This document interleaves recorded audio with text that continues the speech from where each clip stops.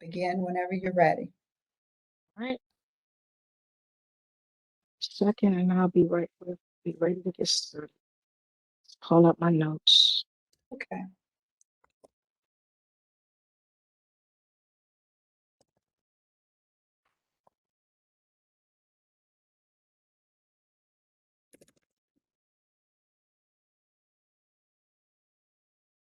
Good afternoon. My name is Dion Bussey Reeder, Chairwoman of the Board of Commissions. I call this meeting to order at 1:02 p.m. Today is Wednesday, May the 11th, 2022. This is our regular monthly meeting of the District of Columbia Housing Authority being held on again today, May the 11th. This meeting is being held via WebEx video conferencing, and the time again is 1:03. If you are not speaking, please ensure you place your devices on mute. Thank you. I would like to first begin with a moment of silence.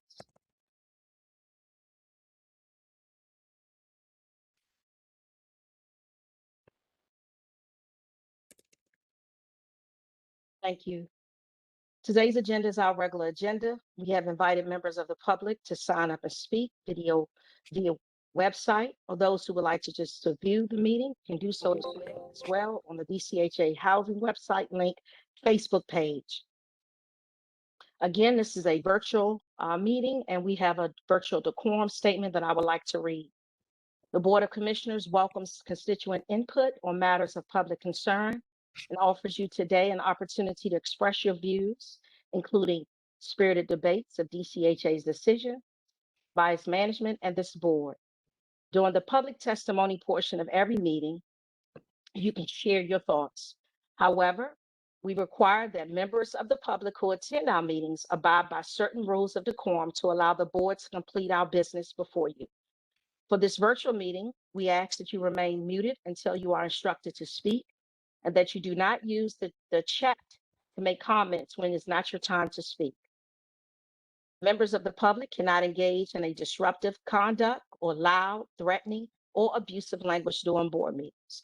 This includes loud outbursts and shouting during times when you have not been invited to speak. Anyone who violates these rules will be removed from the virtual meeting immediately. Serious or repeated violations of the rules may result in you being barred from speaking at future board meetings for a period of up to 60 days. We appreciate your interest in this matter before us today, and thank you in advance for abiding to these rules of conduct. At this time, I will ask for a roll call to determine quorum. Thank you, Madam Chair. Commissioner Harris. Present. Thank you. Commissioner Council. Commissioner Lee. Present. Thank you. Commissioner Slover. Present. Commissioner Strickland. Commissioner Strickland there. Commissioner Parker. Commissioner Parker, you're muted.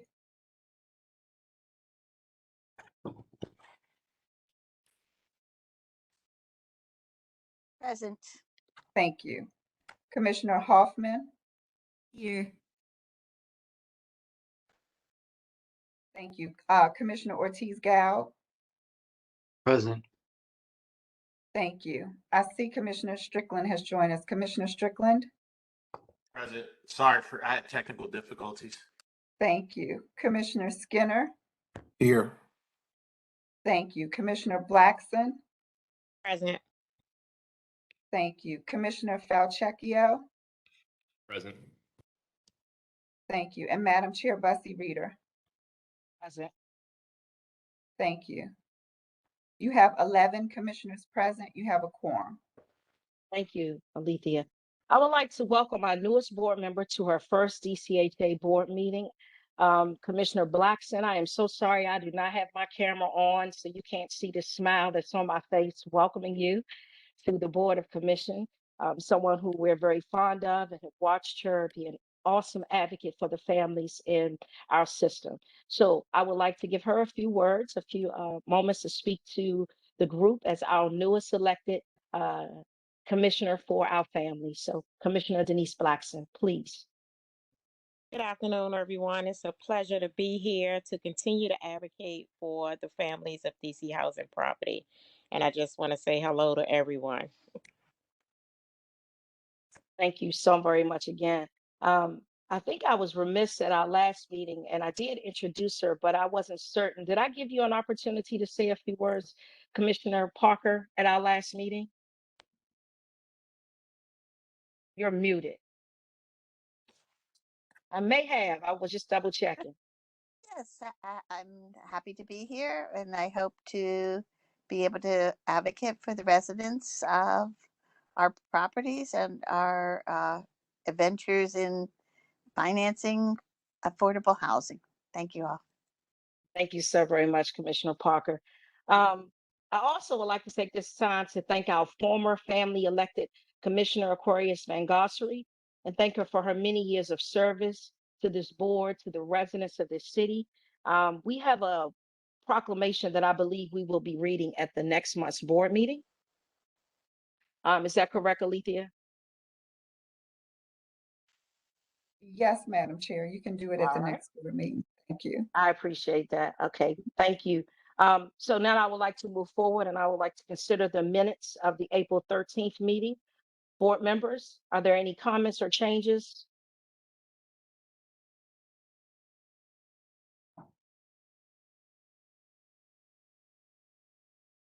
I'm looking at our unofficial editor, Commissioner Hoffman. Did you see any changes? Any? No, I did not. All right. Well, can I have a motion to accept the minutes?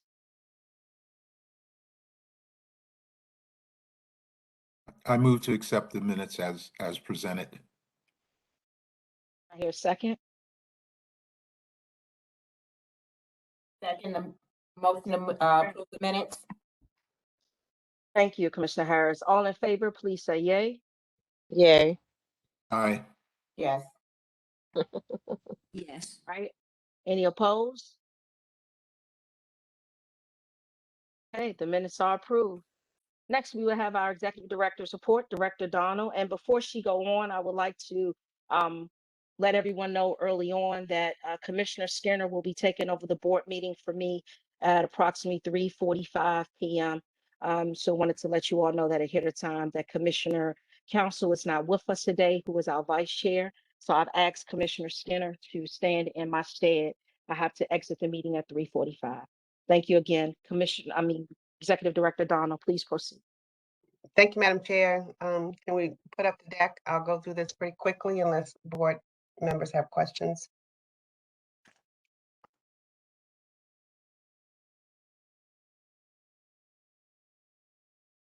I think that's the end of it. Great. Thank you. We can go ahead. Next slide. Well, so Madam Chair already did the introductions of the new Commissioner Blackson, and of course to congratulate Commissioner Council on his re-election. I just want to add a few things about Commissioner Blackson, and that she's a lifelong Washingtonian. She is lives in Sibley Townhouse homes, and she's also an ANC commissioner. So I've always called her commissioner from her ANC role. So now I call her commissioner. But we are delighted that she is joining the board, that she wants to give that commitment, and I know she'll have a lot to offer.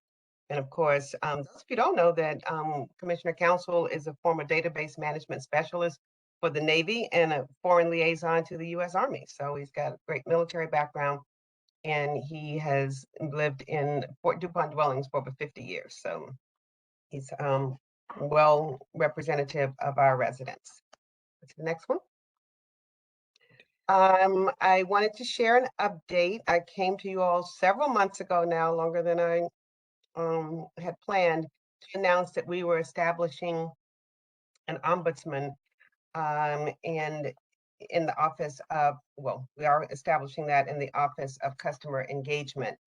And just saying to our residents and the customers who are listening, we've heard you, And now we will have one main point of contact for everyone to go through the Office of Customer Engagement. We will be sharing information about who that is and how to reach the ombudsman very shortly. We just had to finalize some things through HR, but we will be sending out a communication so that everyone will know where to go. That I believe we'll be able to do that next week. And the point of the ombudsman, of course, is to have a central point of contact and also a neutral ear. Some of our residents and others have been concerned about raising certain issues. Here you can do it in a very safe and anonymous place if you want. But then also to track information, to provide reports about any trends or issues. I know the board hears from a lot of residents. We'll hear from some today, but that's a very, very small number who we serve. So we do want to look at these singular issues, or are there trends in particular departments, particular staff, or particular issues. So we will be sharing those reports with the board. We will post them publicly. We just have to design them. So first big step, we have created an ombudsman office within the Office of Customer Engagement. We have 2 people who are part of that team, and we will share information in the next week about how to reach them and what the processes are. I wanted to say thank you, Brenda. I know you're moving on with your report, but I didn't want that moment to pass. I think this is going to be critically important in terms of information being shared, not just with the board, but as an opportunity to give us to actually resolve issues before we can bring them to the commissioners meeting. So thank you. Yes, thank you. Also, a companion a part of that is that we have created an Office of Resident Engagement, and this is, we've talked with our stakeholders, our resident presidents meeting that we have every month, and just being out and about, and that one of the complaints that we hear is they feel we're not communicating directly, where we've got multiple voices speaking, either it's developers, it's Office of Capital Programs, it's property management, and we really wanted to consolidate first internally how we engage our residents and how we share information, and then how we engage with our residents either on the ground or virtually or in various communications.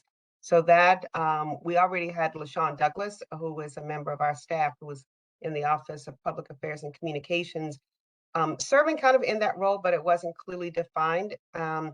We have moved LaShawn over to report to Deputy Executive Director Victor Martinez, because Victor is over property management, housing choice voucher, and of course, housing choice voucher program and capital programs, and the importance of having them working together around activities, initiatives with our residents is extremely important. So it made sense to have that office housed within the Deputy Executive Director's office. We also have Fashad Tyler, who many of our resident council presidents know, whose job it has been to support resident councils and resident council presidents. Fashad will be part of that team. It's a team of 2, mighty team of 2, and we're very excited about that. Keep going. Next one, and you're going back in the wrong direction. There. So just a quick update on a couple of capital projects, maybe one this time, Parkway Overlook. We did meet the financial benchmarks to close on April 1, and that closing was converting from a construction loan to a permanent loan. Thank you to the board for supporting our ability to do that. And this is one where we did have to add a number of project-based vouchers. Yes, we had to save the deal, and we did. And it was a short-term investment for a long-term resource for our families. We have 220 households that are part of Parkway Overlook. So that deal did close. I want to thank Victor Martinez for leading that effort with members of his team, our property management team and housing choice voucher team, to make sure that we were able to accomplish that. Next slide. Okay, this is very small. Most people can't see it. I can't even really see it from here. But Commissioner Hoffman and other commissioners, we promised that we would do a monthly update on our occupancy plan that Deputy Executive Director Victor Martinez presented to the board. I guess it was back in March. So this is still not the exact dashboard that we're using to monitor all progress, but we wanted to give the board an update on where we are. The bottom line is that we're still moving extremely slowly at a snail's pace. A number of the new initiatives and not even just initiatives, but business processes to increase occupancy still are in formation. And I'm just being candid that we have an admissions team that we're moving over from housing choice voucher to property management so that they can move more quickly and in a more streamlined way once we have units available and people matched up to make sure that people are actually being moved into those units. Our efforts in terms of increasing or improving what we call the make ready, adding to the make ready units. The board has, approved the procurement for that. We do have some work that has been underway, but again, it's still very slow. So this is a stay tuned. We're going to keep coming back to the board with, with our regular updates, but internally, we still see this as our number one priority, and we just have not yet turned the corner. Next. Our wait list update is a big part of this strategy, and we did launch the Grassroots communications campaign. I can't see everything on the slide, Rachel. You don't have the full slide up, but that was launched. Thank you. In the last couple of weeks, we sent out some press releases, and we're doing some media appearances, primarily radio, but also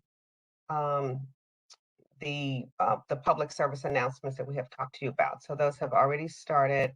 We've notified all of our stakeholders, council members and staff, and we're going to push this campaign through June 30th, as well as social media. We do have another strategy that we know will really boost this effort, and we hope to have that in place within the next couple of months. But for now, this is just a massive outreach effort. Someone will tell me we have already gotten, I think, several hundred people who have responded and at least reached out for inquiries. Whether they have updated their information, I don't know. But at the next board meeting, we will have a report on that. They have updated, Director, and we can provide numbers on that.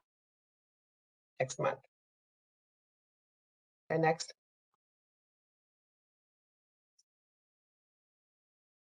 We always want to report on our resident engagement activities.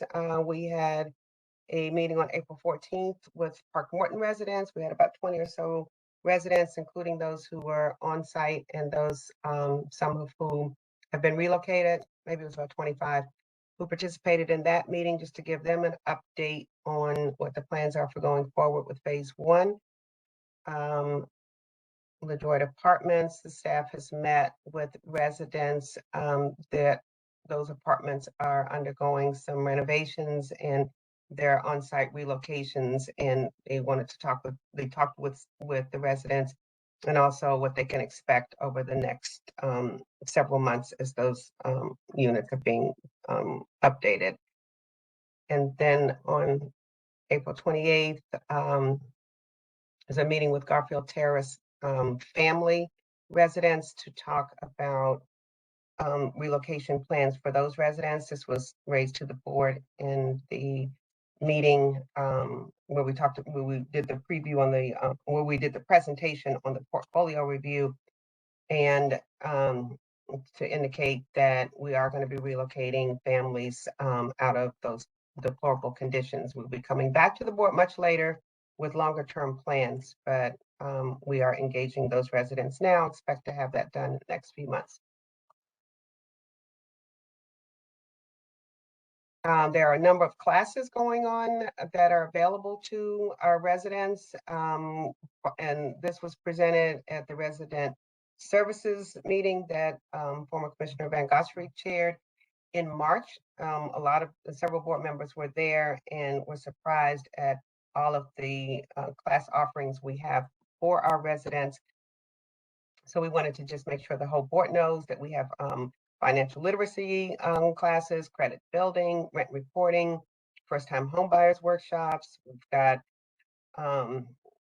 professional development for property management trainees, food handlers. So there's a variety of programs and services that our Office of Resident Services offers, and as well as programs directed to our youth.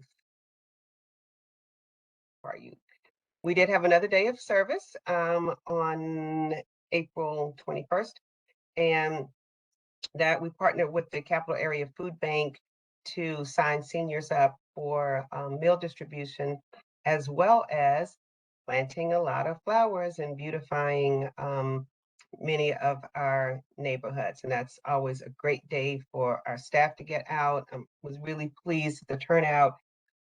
This is Langston Terrace, and almost everyone, I think, from the Office of Capital Programs came out. And then at Elvins, we had Office of Administrative Services and Office of General Counsel. So we, staff who pretty much are back office staff typically, but on the ground with some of our resident leaders. So it was a great day, and we really spruced up a lot of our properties.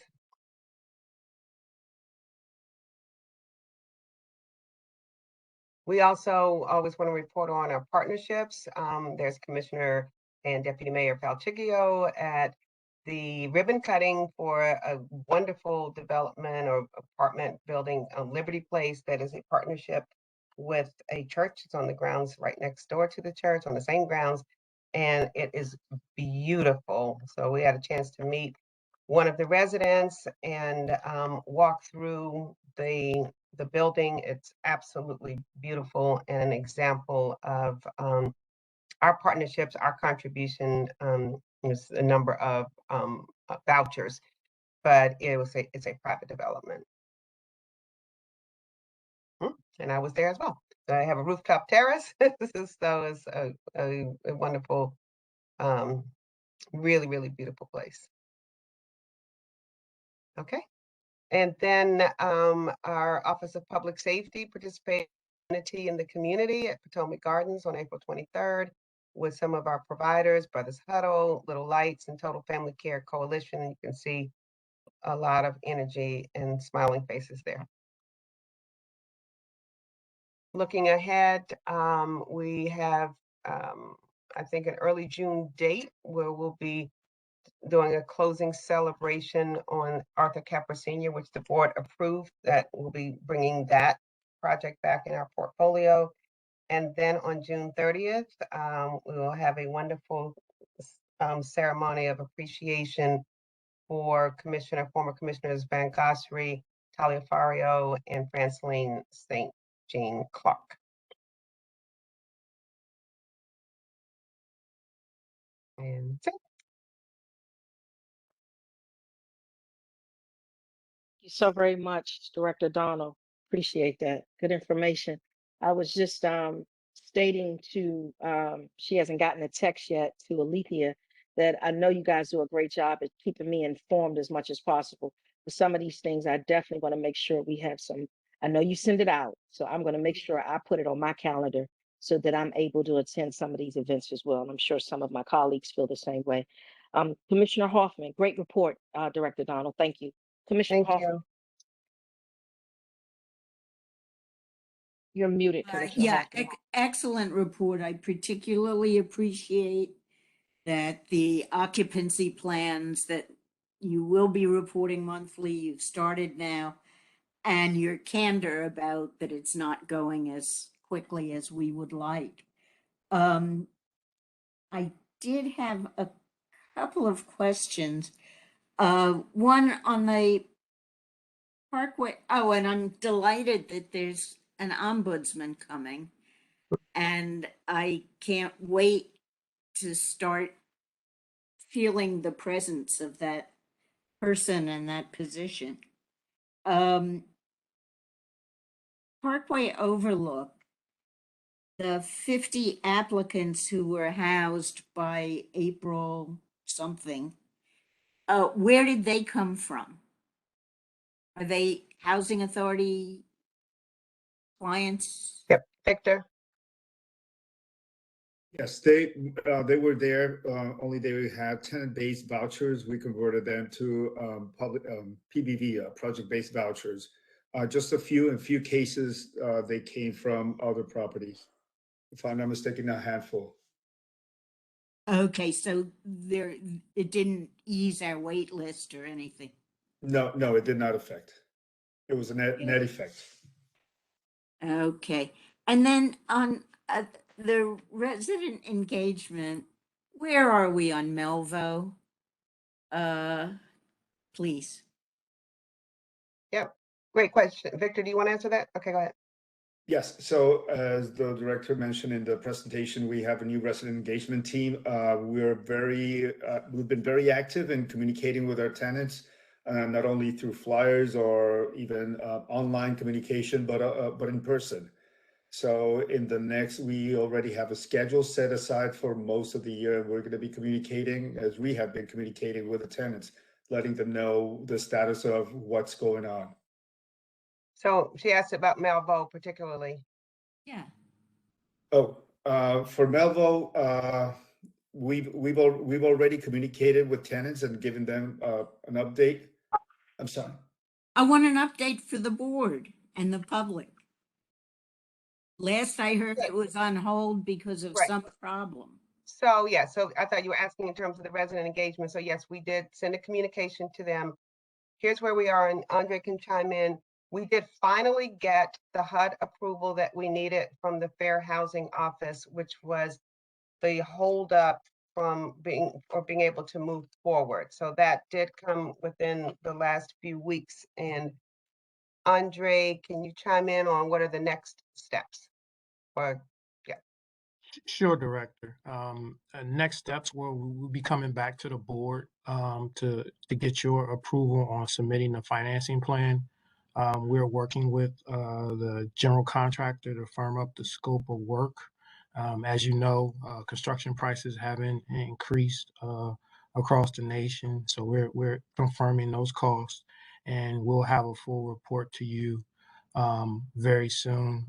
We haven't selected an exact date. We're still getting approval from HUD to actually move forward with the financing plan.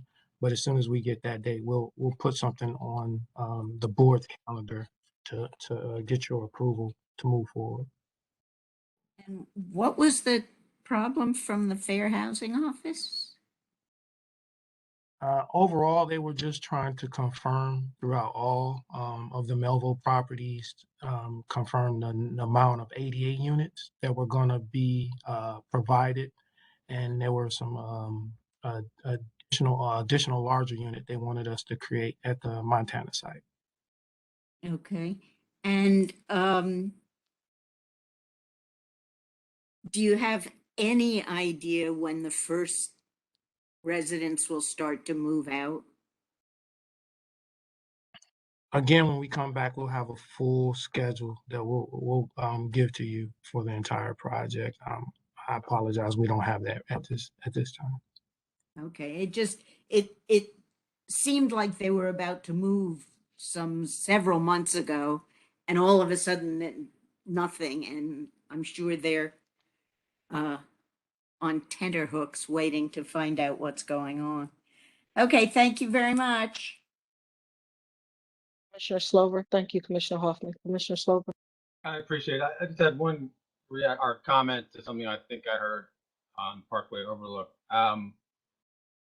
Did you say that existing tenants on tenant-based vouchers converted their vouchers to project-based vouchers? Yes, Commissioner, that is correct. That was one of the conditions for us to do the closing. Investors felt that having tenants with PBVs with project-based vouchers would be more stable for the community and provide better more stability, and that was one of the conditions that they needed. No, I understand why they want it. I'm just wondering, as a tenant, why would you give up your tenant-based voucher and convert it to a project-based voucher? And therefore, you basically have ceded your voucher. So if you want to move somewhere else, you don't have a voucher anymore. Like, what do folks understand what they did? They understood this. In fact, this is not the first time that this had been tried to be accomplished. I believe that in between 2020 and 2021, they had already had conversations with the tenants. They tried to do this conversion, and they weren't able to do it. This year, we started in January, and by February, we were able to gather 50 tenants that were willing to change from tenant-based to project-based. And yes, they were informed. Everyone was made aware of the changes. I don't want to dwell on this, but that seems unusual. If I had a tenant-based voucher, I'm not sure I would willingly convert it to a project-based voucher, because then I've committed myself to this property and nowhere else. I mean, I can't take that voucher somewhere else, correct? Correct. Well, okay. Do we get them to sign something that they acknowledge? I mean, it seems like an enormous forfeiture of something. Yes, sir.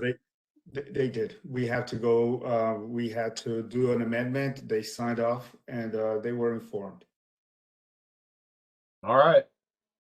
Thank you. Sure.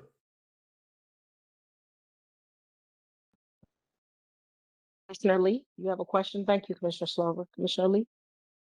Yes, actually, I have a comment. I just like to acknowledge the work that Director Donald and staff have done. I really think it's exciting to see the implementation of an ombudsman, consolidating the contact and communication around stakeholders is critically important, as we've heard. And so it's really great to see the steps towards this implementation.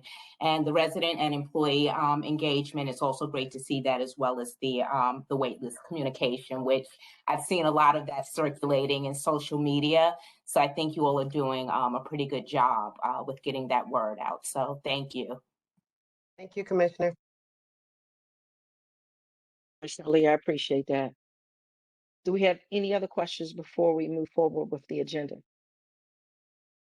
Any other comments to Director Donald regarding her report? All right, hearing none, we're going to move forward with the resolutions. Director Donald, do you have any staff persons? Are we going to go through? No, I see we have public testimony. Yes, I see it. Yep, I'm sorry. We can move forward with the public testimony. I'm sorry. Should we read out the resolutions first, or at least the titles of the resolution? I think that will be helpful. Yes. Do you want a staff person to do it? Do you want me to move forward with reading them? I was going to have our general counsel to do that. All right, let's move forward. Lori, please proceed. Sure. Resolution 22-18 is to authorize execution of the Greenleaf Housing Community Redevelopment Master Development Agreement. And let me also add into the record the revision that we are making to the resolution before the public begins. And that is, it will be amended to reflect that the anticipated bedroom mix is 208 one-bedrooms, 208 two-bedrooms, 63 three-bedrooms, and 14 four-bedrooms, but such mix may be revised by the parties with primary consideration given to DCHA resident needs to reflect changes in the market, environment, or programs or financing available. Thank you. Thank you, Lori. Does anyone need Lori other than myself to read those numbers again? If not, I can get them later. Okay. All right. So that's the description of the resolution. Ann, is that a question you have, or is that up from the last one? You're muted. You're muted, Ann. I wasn't this time. Just, will we get Director Donald's slide deck, because we don't have it, I think. No, we did post it last week in So- Diligent, It's on Diligent. It is. Okay. a thank week you. in advance, as you all require. It was actually there. I do see a question from Commissioner Parker. Commissioner Parker, please proceed. I just wanted to make sure that in this mix of housing we have, that we have available units for 0 to 30% of market value. Yes, Thank you. Commissioner Andre, let's confirm that on the record. This is the Greenleaf MDA that I believe says up to 80%, and we're going to be clear that it is 0 to 80%. And not 30 to 80%, because we do have Right. persons who need greater assistance for being able to pay their rent. Correct. Andre or String, please confirm. So we need the flexibility up to the percentage that's in the MDA, because Right, the some of question our is residents. where the starting point, it's 0. Oh, to 0. 80. Yeah, that That is we just correct. want to be Yeah. clear. I Yeah. want to be clear that the Yeah. starting point is 0, because we have residents who will not be able to afford the 30%. We need the deeply discounted, subsidized units as well for those Agreed. persons in Greenleaf. Yes, that's agreed. That's Okay. 0. Okay, thank you. So Alethea, are you going to call the people who are signed up to testify about that resolution? And then from there, then we'll have General Counsel read the next one. And so I think that's the way that people can Yes. follow. Okay, yes, so I have a few individuals that have signed up to speak on Resolution 2018, both residents and non-residents. So we'll start with our residents who have 5 minutes. The first name that I have is Victoria Harris. Is Victoria Harris on? Okay, I'll keep going. Next for 2218 is Linda Brown. Is Ms. Brown on the line? Did you call me? Ms. High, I have you down for Resolution 2219. Yes, we're on 2218 Okay. right now. I'll get back to you. Okay. I promise. Sorry about that. I'm sorry. Okay, no worries. 2218, Miss Patricia Bishop. I did see Miss Bishop on the line. Miss Bishop, you have 5 minutes. Good afternoon, everyone. I wanted to speak on and have it put in the resolution that this be changed immediately, 0 to 30 and 0 to 80. I don't want to have any problems with any tenant that doesn't have income be kicked out on the street to become homeless. That must be done right now. Put on the paper, change the paper, and let it be issued out to us again before the close of business. That is a priority, and that is to respect all of us with whatever amount of income we earn, and no other trades or tricks to be done. This is the time for all this good trouble that I'm gonna continue to get in, and I'll keep asking y'all to do what's right, because we are the people, and respect us as the people that y'all get a job for. And these errors is unacceptable. That's why I'm requesting for it to be done right now before it be passed. Email to me, email to Walker, so that we can see that this has been changed immediately. You're asking for, are you asking for the resolution to be emailed to you immediately with the changes that you The suggested? changes in the resolution that I'm asking for, 0 to 30 and 0 to Got it. 80. to be rewritten before this is voted on to be passed to go any farther. I would like to have it before it is passed.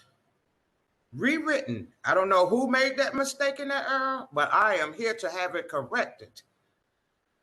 I'm trying not to go to the other room with y'all. I really am. Let's not go to the other room. Let's get you what you need. Give us a second. Let's just get you what you need. Thank you. Director Donald, are we clear? Can we get this over to Ms. Bishop? I don't know that that's not It in already there. Bishop and Miss Walker. I got you, Ms. Bishop. Yeah. I'm just trying to get us to the go. The MDA already states 0 to 80. I said 0 to 30. We are low income. We are seniors. Ms. Bishop, we are people who do not have an income, sir. Your question. Excuse me. Okay. 0 to 80. We're not the rich. 0 to We're 30. not the rich at all. I'm sorry. No, Ms. Bishop, we hear you. No, we're not the rich. For that 80%. Greenleaf, it says 0 to 80, Miss Bishop, 0 to 80, which means the 0 to 30 is included. That's what I'm trying to get you to hear. That's all I was saying. No, the way it's written is not what I'm interpreting. So that's why I'm asking for it to be rewritten, that I can interpret it the same way. 0 to 30, 0 to 80.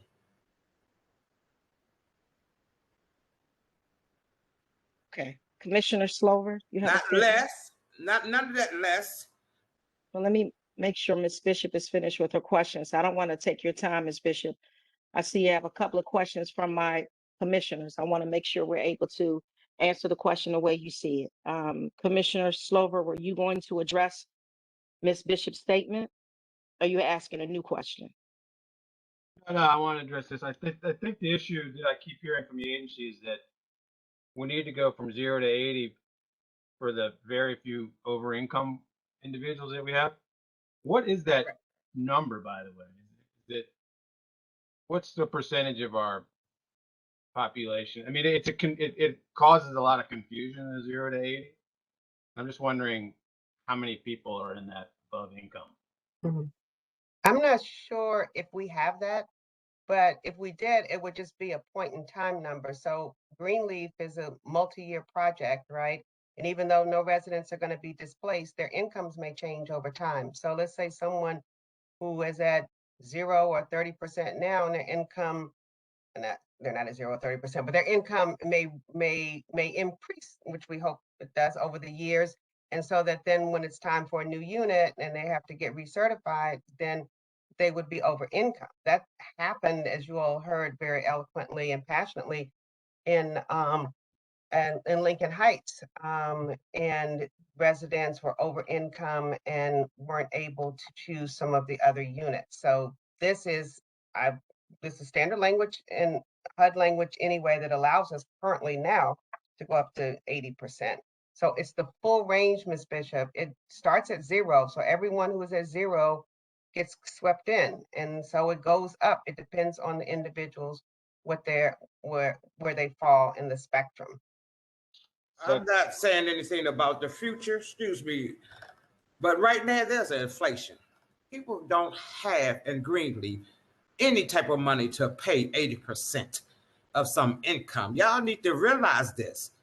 We're in a crisis. Can I suggest that we nobody would pay 80%. You would still have the same criteria, eligibility, income criteria. No one would be required to pay 80%. It's only to make sure that they're covered. Go ahead. I'm sorry, Commissioner. I suggest that we just add the 0 to 80. I think the confusion, it says 80% of the area median income or below. I think clarification would be 0 to 80. And then you couple that with the existing right to return. Yes. And that should give residents some sense of stability. If we just add the 0, I think would be helpful. Yes. I thought that John said the Ms. 0 Bishop was is already saying in there. it's already in there. That's what we keep saying. The 0 is in there. Ms. Bishop is not clear. It's not in the key terms and conditions that you put out. It just says 80% of your income. doesn't. Correct. It says 80% to less. We will, I want to see the number 0 to 80. Zero be before. added. Not 80 to less, because the less can be anything and any number that you've been chosen. Put the We zero got in. you, Ms. Bishop. We I will think put what the you're zero saying is a in. clear point. Thank you. We want, so we were, Yes. the resolution is going to read 0 to 80%, which will cover the 0 to 30% Ms. Bishop is speaking of, and goes up to 80% of the AMI. So we're all clear. Ms. Bishop is going to be added, and that's what we're going to vote on. We're not voting on 80. We're going to vote on from 0 to 80%.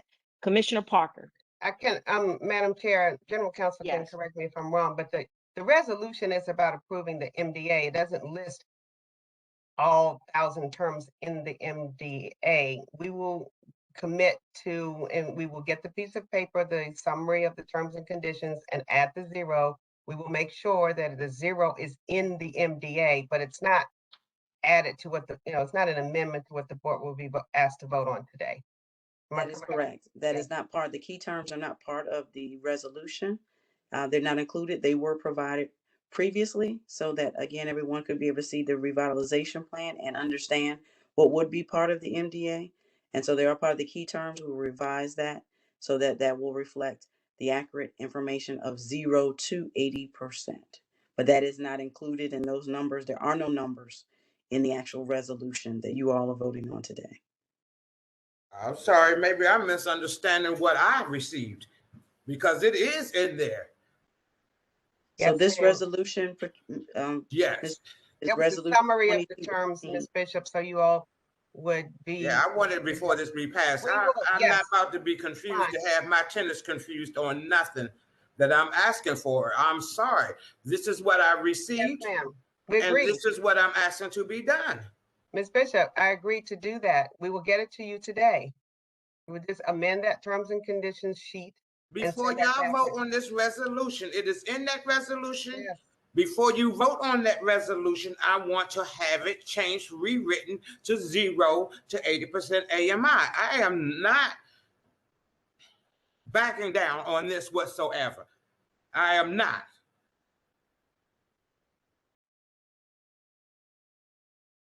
Bishop, thank you for your comments. I heard you, we heard you. We're gonna move forward. We have a couple of more public comments, but I do see a commissioner with her hand up. Commissioner Parker, do you have a comment regarding this before we move to the additional public testimony? I just wanted to make clear that I did want to make sure that we had housing for persons at 0 AMI. And so the 0 to 80%, I want to make sure that that is correctly and accurately in the information provided to the public and also in any documents we would be voting on. Thank you. Thank you. Clear. Alethea? That's it for residents. We have one non-resident who registered to speak on 2218. That is Chris Williams. Is Mr. Williams on the line? I am. I can't get my camera to work. Maybe I'll try it this way. If I could just, before the... Thank you, Mr. Williams. You have 3 minutes. You can begin when you're ready.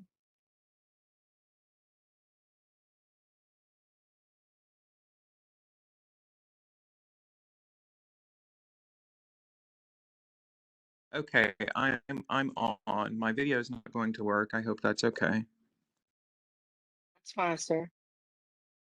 Okay, so I'd like to go over some of the numbers for the Master Development Agreement for Greenleaf. So there are proposed 1,410 total units. There are expected to be 1,199 newly constructed units. These exclude rehabilitated units, and that the rehabilitated units are in Greenleaf Senior of 211. So that means that the replacement units that are newly constructed will number 282.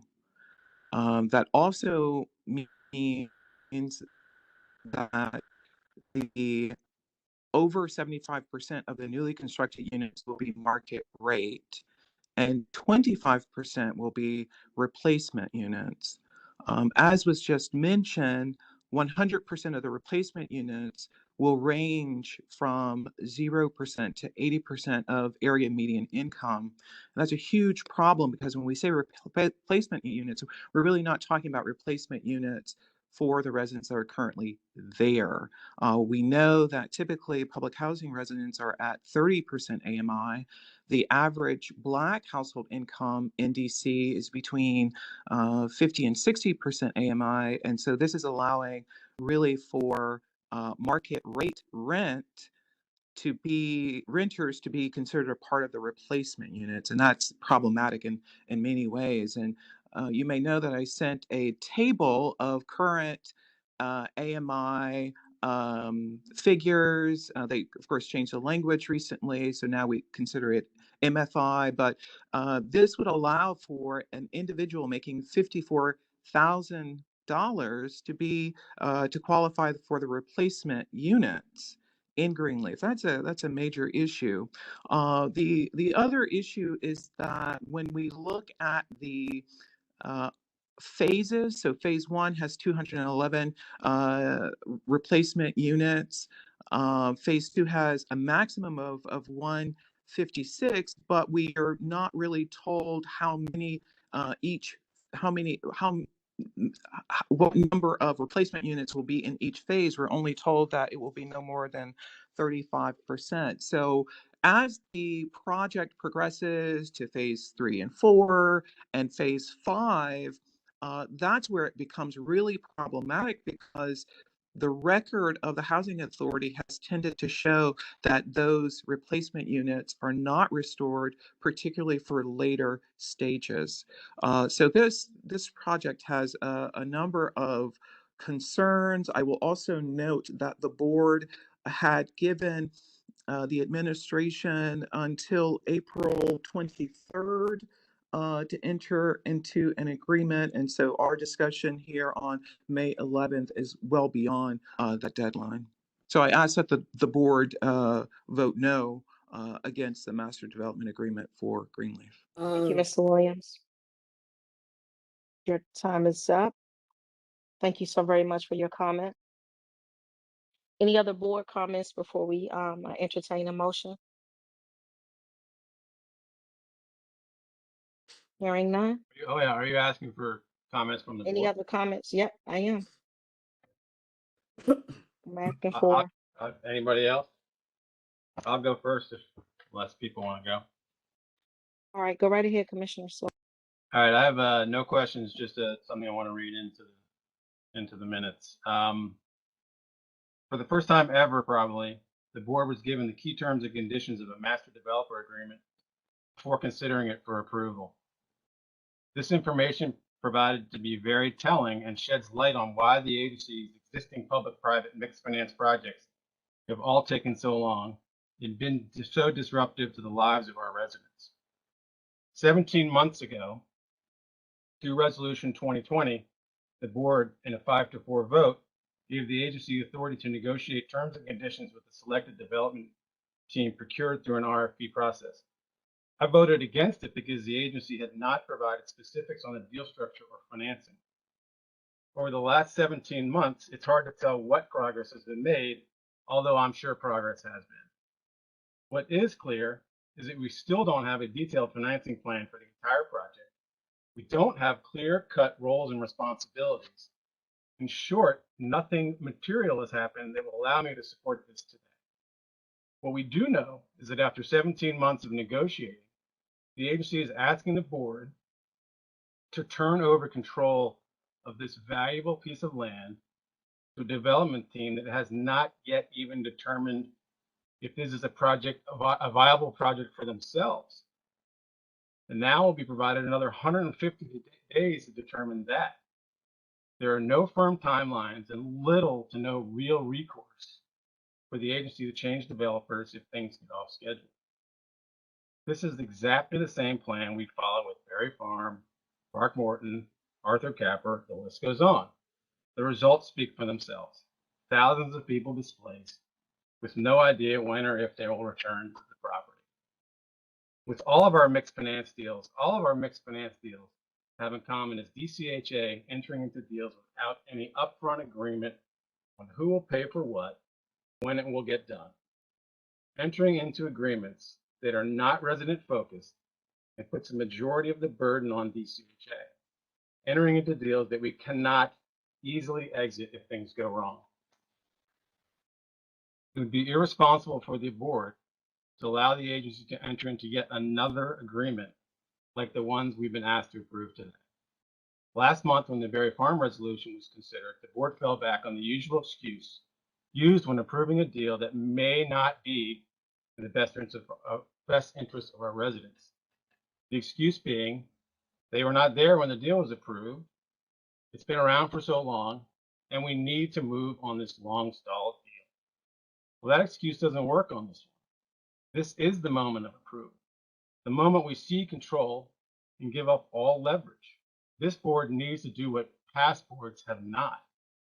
We need to ensure that the focus of this project is on returning our residents to the site as soon as possible, that the agency receives appropriate compensation for what we contribute to the deal, the roles and responsibilities are clearly defined, and that the agreement gives the agency the right to take the project back if our partners doesn't fulfill its end of the bargain. As it stands, none of that is clear based on what has been provided, at least to me. History again has proven that our formula does not result in good outcomes for our residents. We have the opportunity to change that here. I think what these last 17 months have shown us is that we were squarely on the path to the next 20+ year redevelopment with the displacement of Greenleaf residents for decades unless we demand a different path. What this time has also shown us is that the existing assets can be renovated and brought back to 20-year viability. If we were truly about improving the lives of residents as soon as possible, we'd be looking into leveraging the millions of dollars already committed to maintaining Greenleaf into a modernization plan that could be executed in years, not decades. This is what we would do if we were truly resident outcome driven. I encourage the board to reject this resolution and demand a detailed plan that addresses the acute needs of Greenleaf residents in a timely manner, not the same game plan that has resulted in so many broken promises, millions of dollars in additional costs to the agency, and decades of delay. This board needs to stop saying that residents are our priority and start showing it with our actions. 17 months ago, members of this board suggested if we did not support moving forward with this project, we would be denying our residents and impeding progress. I can already hear the same refrain again. So I'd ask you this, does this look like progress? I don't think so. I will not be able to support the resolution. I will not vote to cede our responsibility to the residents of Greenleaf based on what I know today. I hope other board members can support me in this. Thank you.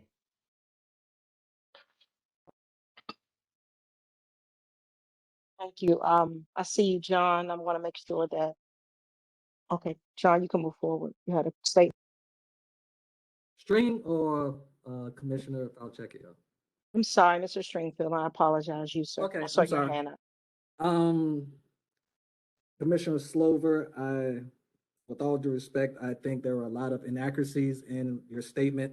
The revitalization plan has shown progress. The team has worked tirelessly on that for the last 6 months. We've brought you a revitalization plan that is laid out a phase-by-phase development plan that's completely different than any of the other long-stalled developments that DCHA has been a part of. That shows progress. When you say there hasn't been any progress, we've brought you an MDA that clearly outlines all the terms that have been indicated that you haven't seen. Roles and responsibilities have been identified by our development partners. Penrose is going to be the affordable multifamily lead. EYA is going to be the market rate lead.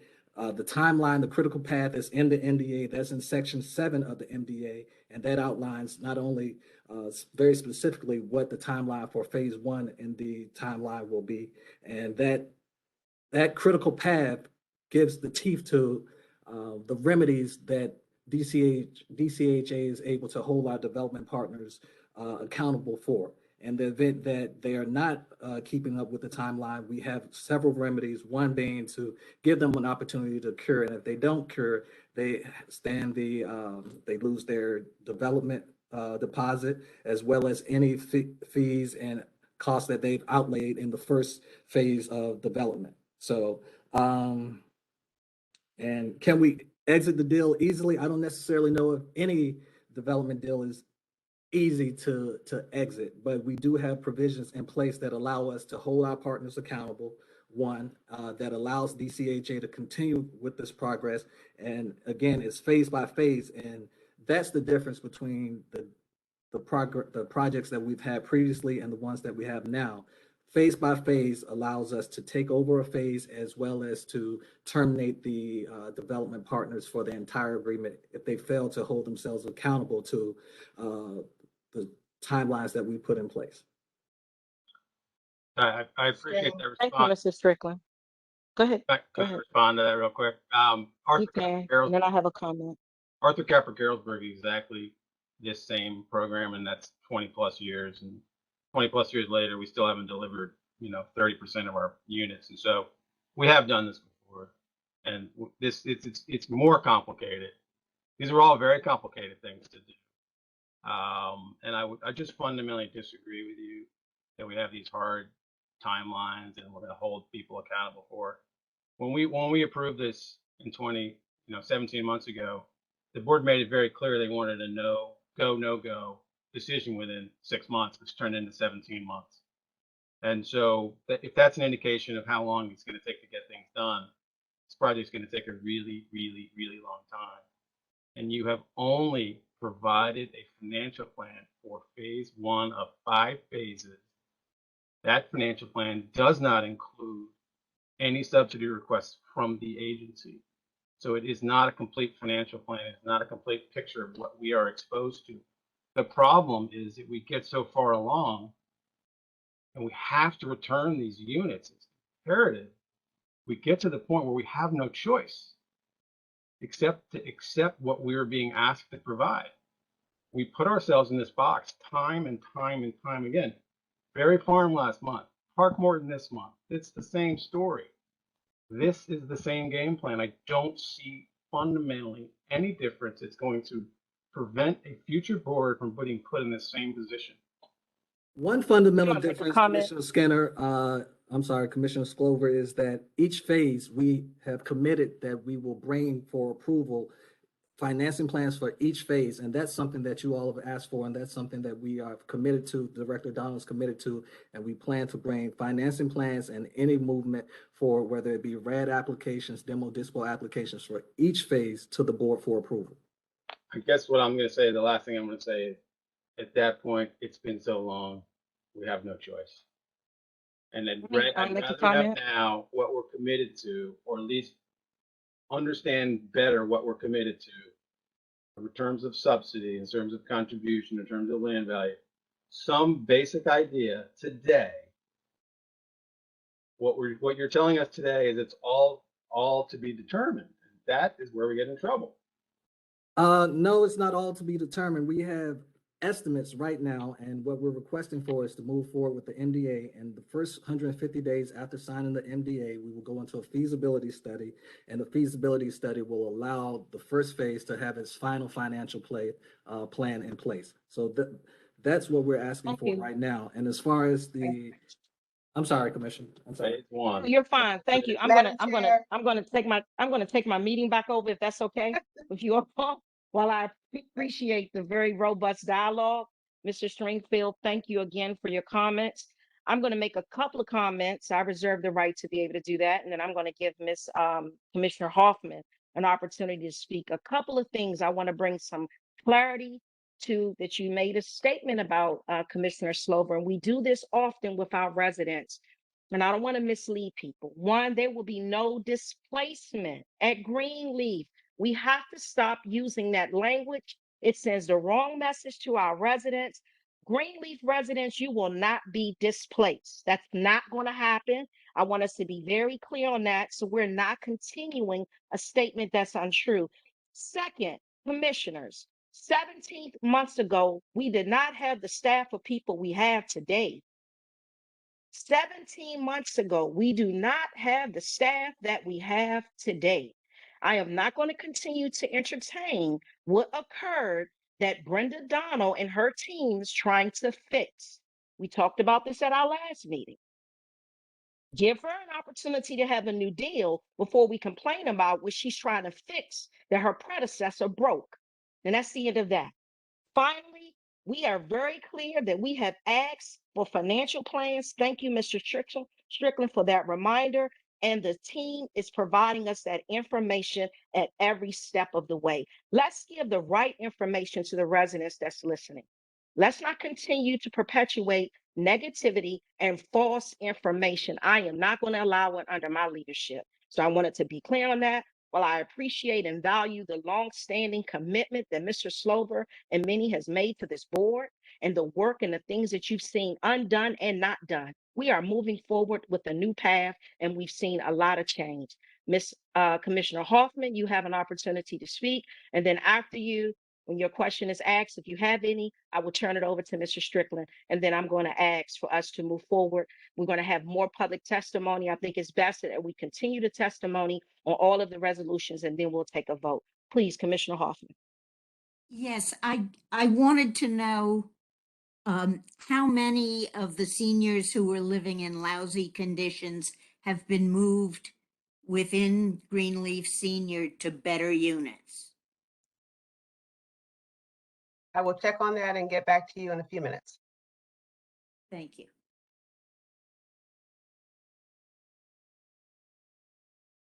Commissioner Strickland, Yeah, I Skinner, think Commissioner please Skinner. proceed. Yeah. I'm sorry, Commissioner Skinner, please proceed. Two things. First of all, you were talking earlier about the replacement units. So going up to 80%, I believe, but my understanding, the replacement units are public housing units. Is that correct, Andre? It's replacing the public housing units. It will be for public housing residents, not going up to 80% of median. So it depends. They may be RAD units as we're anticipating in the senior building, or they could be project-based voucher units as well. So it varies. But what we're looking at now is a mix of public housing through Faircloth to RAD and project-based voucher units.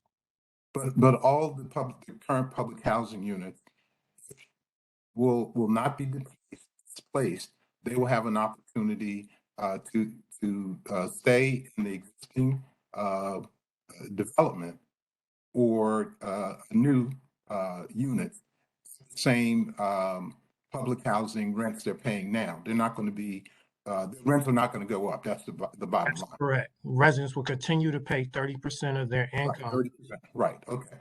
And that's one of the reasons why we're doing this as a phase-by-phase basis, so that we can make sure that we build units and provide units for the residents of that subsequent phase, so they have a new unit to move to. So I want to agree with the points made by Chair Bussey Reeder, and I'm relatively new to the board, so I haven't been here for the length of time with Commissioner Silver and some of the other commissioners. But again, I know some of these projects have been around a long time, and they've changed over the years. People have come and gone, but I think the bottom line at this point is we need to move forward as quickly as possible. And again, Commissioner Slover, that may be not as fast as you would like, but I don't think that anything that we would try to change about the agreement today is going to make it move any quicker. I mean, you've been involved in development. You know, these things take a lot of time, a lot of resources in order to get done. And I think we are committed, the Housing Authority is committed, the district is committed through DEMPED putting in additional resources to the project, and developers are committed. They're providing construction guarantees, they're providing low-income tax credit guarantees, and we're sharing in the benefits of the project, not only by providing the new units, but we also get part of the cash flow, We have a land lease, or we get payments on the land lease. So I think it's the best that we can do at this time. May not be a perfect deal, but I think it's the best that we can do at this time. And I think we ought to move forward and approve the resolution. Thank you, Commissioner Skinner. Commissioner Hoffman, you have a follow-up statement? Yeah, yes, I have a follow-up question based on Andre's response to Commissioner Skinner. Is it not the fact that every replacement unit in the senior Greenleaf building will go to a public housing resident? We are replacing all public housing units. Am I wrong? So Commissioner Hoffman, the residents will have the opportunity to move to those units because we will be using RAD for the senior building. The units will be converting to a RAD subsidy. And those residents would be RAD residents under a RAD project-based voucher. And they will continue to pay 30% of their income. Or 0%. Yes, or zero, yep. But I'm talking, I've understood replacement units stay as public housing for public housing residents. If that's not correct, then we're losing our clients. So Commissioner Hoffman, in order for these units to pay the debt that's going to be incurred on the renovation, we need to convert the subsidy.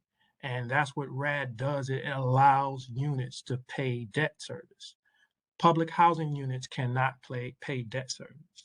Well, then we are not going to have the same number of public housing units in Greenleaf Senior that we have today. Am I right?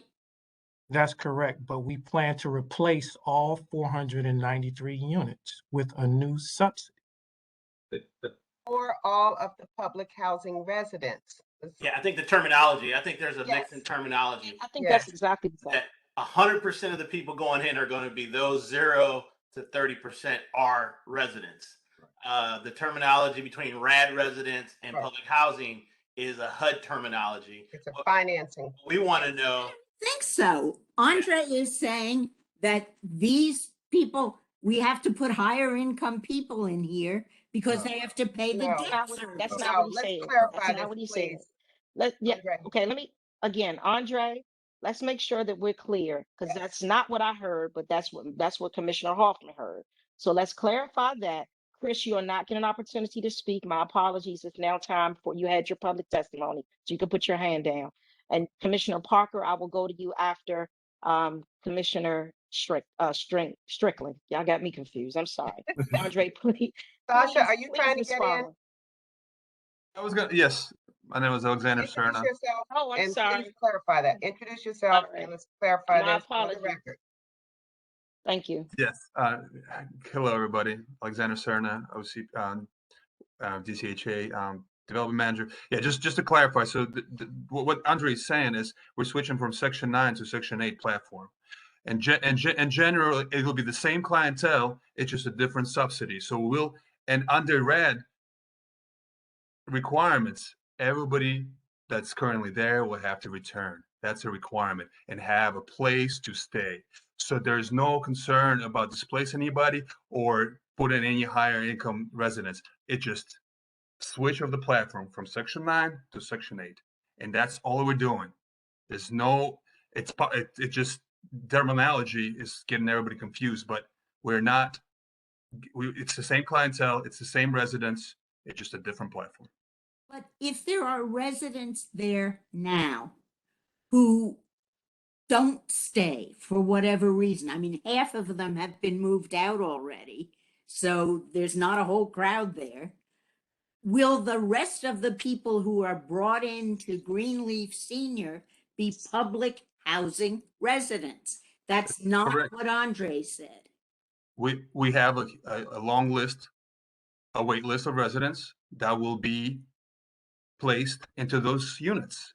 We're going to retain 493 units that will be available for our DCHA clients / residents. And whether, if we have somebody moves out of the property, we will move in another resident that is our client and our resident from another community. And that's how it's going to work. Those 493 units are going to be constantly filled in with our residents. But they're going to leave public housing and become voucher participants versus public housing participants. Commissioner Slover, while I appreciate your comment, we have a order that we're in. Just trying to Did that answer your question, Commissioner Hoffman? It answers it from what Sasha said. It doesn't answer it from what Andre said, and I don't know which to believe. I think you should Sasha believe was Sasha. clarifying what Andre said, so that is That's exactly what he did. He clarified exactly what Andre said. We're going to replace those units with residents who are already existing public housing residents. Correct. Can we get Right. Andre to say that? Then I'll shut up. Andre, can you say that so we can move on, please? Yes, you are correct. Okay, it's on public record, Commissioner Hoffman. I'm going to move to Commissioner Strickland and then Commissioner Parker. Is it possible, Director, to add a priority list into some language of saying that, that after those that wanted to return, this is where these other folks will go to the waiting list or will go to other communities, just to make it crystal clear. Then, so when we're not around to explain it, everyone can just read it for what it says and understand where we're going with this. Yes. Thank you. That's all I had, Chair. Thank you. Commissioner Parker. And then I'm actually going to move for a vote on this one if there are no more questions. Commissioner Parker, please.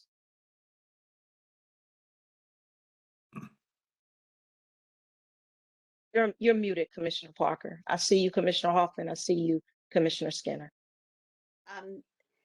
As I understand it, these units that are currently at Greenleaf Senior are project-based units, and the units created in which the persons will be placed are RAD units. And it's a difference between Section 8 and Section 9 of HUD. So I'd like to know if there is a difference in the residents' rights between those two. So Commissioner Parker, just to clarify, the units at Greenleaf Senior are currently public housing units. We'll be coming to the board to get your permission to convert those units using RAD, which converts the units to a project-based subsidy. And will the rights of the residents be the same, or will there be a difference in what the actual rights of the tenants will be between those two things? So the residents' rights, they will have a right to return to those units, and they'll have all the rights under RAD. We've taken our regulations for RAD to emulate the existing public housing rights. Residents can still form resident councils. We've done as much as we could to make sure our RAD regulations emulate the public housing regulations. So there will be no change in the rights of our residents once they get moved into a RAD property, into a RAD unit. It will be seamless to our residents. They'll just have a different subsidy under RAD. So Andre, let me ask this question. I think this one may be helpful because it seems that we like to make sure black and white gives us a little bit more assurance. What you just stated, the RAD regulations that we've created internally, is that a document that we can see, or is it based on each project? And even if it is, if that's still a document we can see per project. Because I think that's the concern with many of my fellow commissioners. Where are we with the RAD regulations and how it will affect our current population. And we can share the regulations that we've created for our RAD conversion. I think that would that suffice for you, Commissioner Parker, if you could see that? I believe it would be good for that, the regulations that you plan to use to be available to also to the public, so our resident councils and our residents themselves can reassure themselves that their rights will not be curtailed in any way when this conversion happens. I believe we can provide that information, correct? Staff, is that something we can provide? Yes. Public document? Okay, all right, that can be shared publicly. Okay. Please, Understood. please, will you share that publicly with our residents so our residents can be reassured? Thank you. We will, and I'll remind the board that Victor Martinez is leading a working group on right to return. The resolutions the board has asked us to come back to them because there's right now it's in the one resolution 2016 that just pertains to new communities, and it is built into aspects of each deal, but the board has asked us to come back with a comprehensive right to return proposal. Victor is leading that working group. And Victor, what is your timeline for coming back? We should be done by the end of next month or by the end of June. All right. Thank you. I'm going to move forward. I do have a couple of questions that's still out there remaining. Commissioner Hoffman, if you've already answered asked all your questions, if you can take no, you still have another one? I haven't. Right. The answer that was given to Commissioner Strickland as to who would be put into Greenleaf Senior after people have exercised their right to return. And I am assuming the people who've been moved out this year will have the right to return. If I'm wrong. Somebody has been moved out of Greenleaf. I don't know how to keep emphasizing that on the record. There's been no displacement. People have moved as they do in life. They make choices to move, but there is no relocation. Unlike Berry Farm, everyone wants to talk about, unlike Park Morton, we've made the commitment that we are building in place at Greenleaf and in phases so that nobody has to be relocated. And yet and still, we're still embedding a right to return just in case, I don't know, but there's no, This is a safeguard. We put this in the resolution, we put it in the MDA. There is no displacement for Greenleaf. I understand that we're saying that, but the fact as reported to us from people who live there is that people have been encouraged to move to Arthur Capper, to move to anywhere. That's not happening from our leadership perspective, and that's not happening. And we're not going to keep going back and forth with third-party discussions and hearsay. If that has occurred, those individuals need to speak directly to our executive director. That needs to happen ASAP. So I'm going to ask, if residents are saying that to you, Commissioner Hoffman, I'm asking that you encourage them to come forward so that we can resolve this issue. That is not what's happening. That's not what everyone else has been told. But if you've been told that, we need to resolve it. But I'm going to move us forward. That is not the question. That is not the question, Commissioner Hoffman. Okay, what's your question? My question is, according to the whatever the revitalization plan, whatever that big plan was, people are supposed to be moved into Greenleaf Senior from other Greenleaf buildings as they get redeveloped.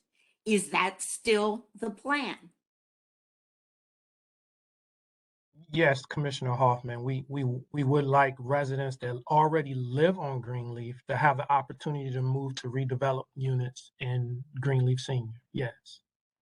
Okay, well, does Sasha understand that? Because that wasn't in the list of people he gave Commissioner Strickland as to who would be moving into Greenleaf Senior.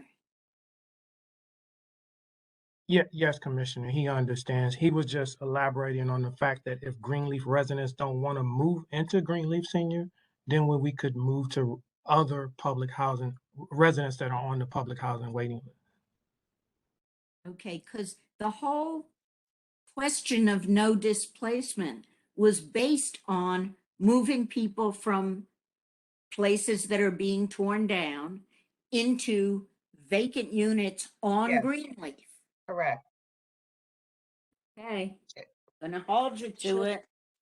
Commissioners, we're often accused of not allowing our public an opportunity to speak because we get to this point and we stay on one resolution for over an hour.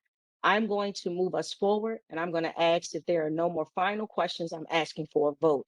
After which, just so that you all are prepared, hear me out. For the next discussions, I'm going to institute my 5-minute round. So we got to move forward. I do not want to hear that we have not given adequate time to our residents. That's not what we're going to hear. So again, I'm ready to entertain a motion. So, Chairman, let me just make one clarification, and that is, Please. I just want to make sure everyone understands that the resolution before us today only does one thing. It authorizes the director to sign the MDA with the developer. Yes. We still have an opportunity to answer a lot of the questions that have been asked today when we get to the financing plan and the RAD application that has to go to HUD. So the only thing we're asking the board to do today is to authorize the developer to sign the master development agreement. That's exactly right. That's it. That's it. That's it. Commissioner Slover, yes. Just point of one, clarity. something came up here about the section 9 and section 8. On section 9, the traditional public housing, you have the right to move to another public housing unit, correct? In another project, so I could go from, Berry Farm to Park Morton as an example. Now, they're not a good example, but you could shift, correct? That's correct, Commissioner Slover. But if you shift from section 9 to section 8, you have given up that right.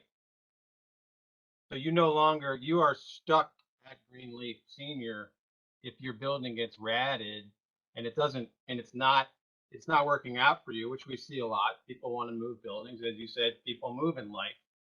You are ceding your place in public housing in the continuum of our 50 properties and you have to stay if you want a subsidy at that property, correct? So luckily, DCHA is moving toward repositioning several of its other properties. So there'll be other options like Judiciary or Potomac, and other senior properties that we're moving to do RAD conversion. So there'll be Andre, just simply yes. Section 8 is different from Section 9 in that respect. I just want clarity. I mean, we're all talking about clarity. You're correct, Commissioner. Let's talk about clarity. No effect on resident, but there is an effect on the resident, and that's one. So let's we keep saying that. And I think it's a pretty hard line we're running, and I don't want people to think there is absolutely nothing going to happen different. That's a substantial difference. Just putting it out there in response to what you guys said. Thank you.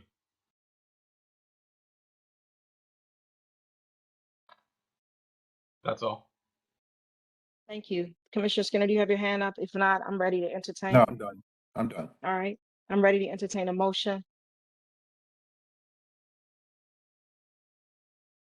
Guys, remember what we're. Motion. Can we get a second? Second. Alethea, would you call a vote, please?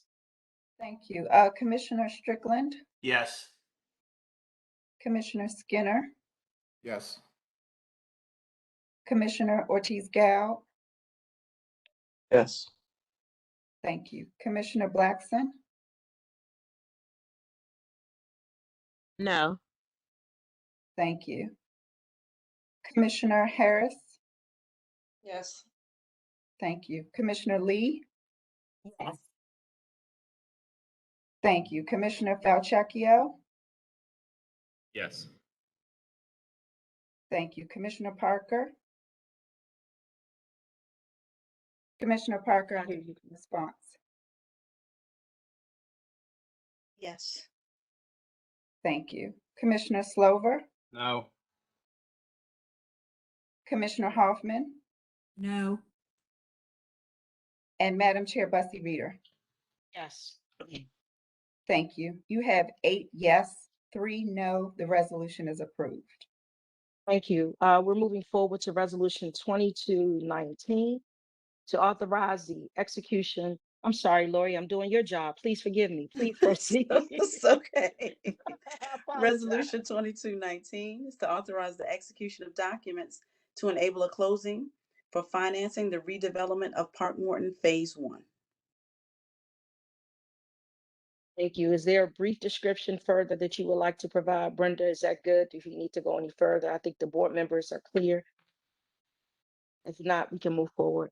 Yes, Madam Chair, I think this is about the financial closing of Phase 1 of Park Morton. And Alethea, there are several people signed up. Yes, we do have residents and non-residents. The first resident I have for resolution 2219 is Ms. Shantae High. Ms. High, if you're ready, you have 5 minutes. Yes, thank you. I'm asking for the board to adopt the language that will assist residents with obtaining all of the necessary services we will need to become homeowners in our community.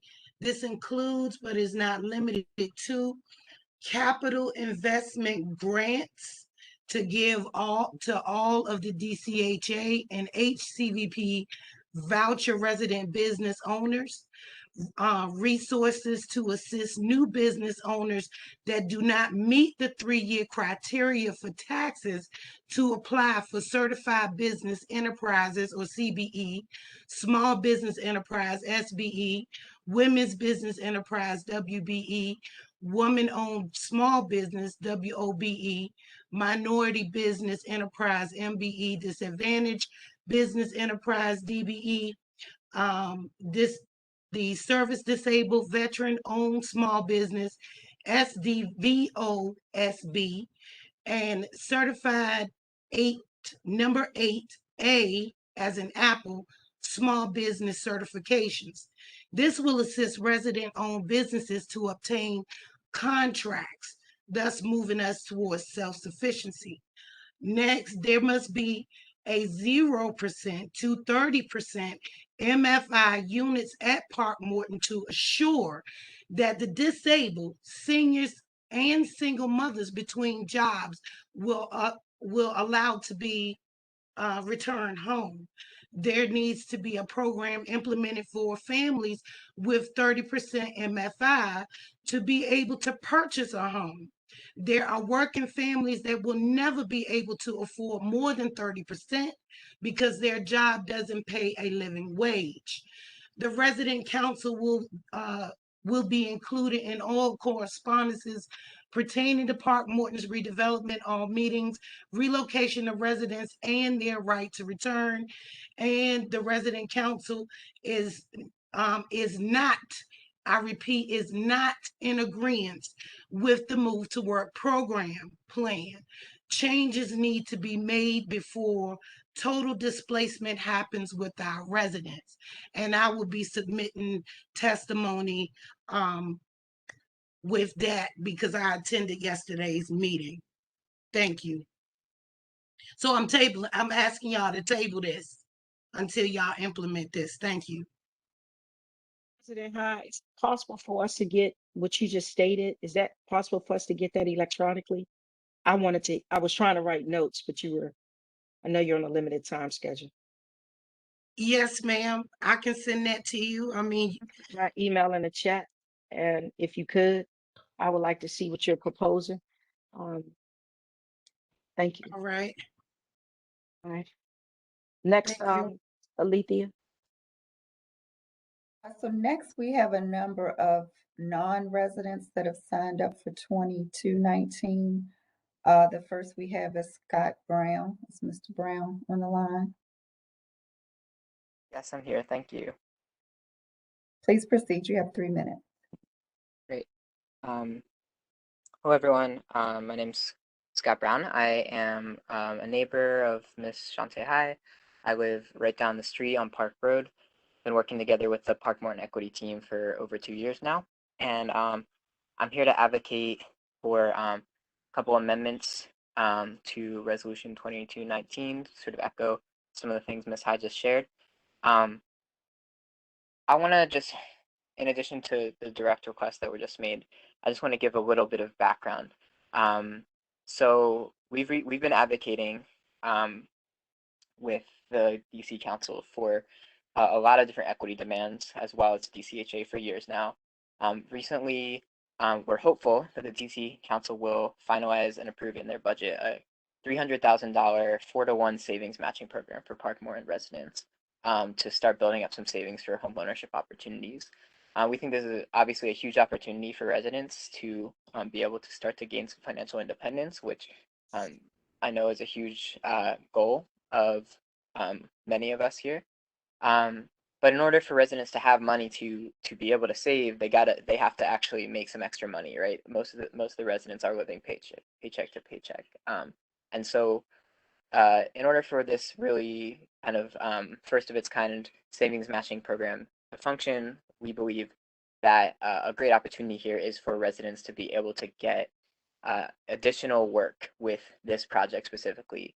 As Ms. Shante Hai was just detailing, we think that we should be setting a target of at least 20% of the 14.8 million that's being considered to go to contracts with resident-owned businesses that currently exist, to helping other resident-owned businesses that are in process to become officialized businesses, and then also to just hire and train residents, former residents who have moved off-site and current residents, to work on this project. And we think that's a pretty simple, easy ask that can create a lot of job opportunities and financial income for residents to help bolster this savings matching program and plenty of other future programs as well.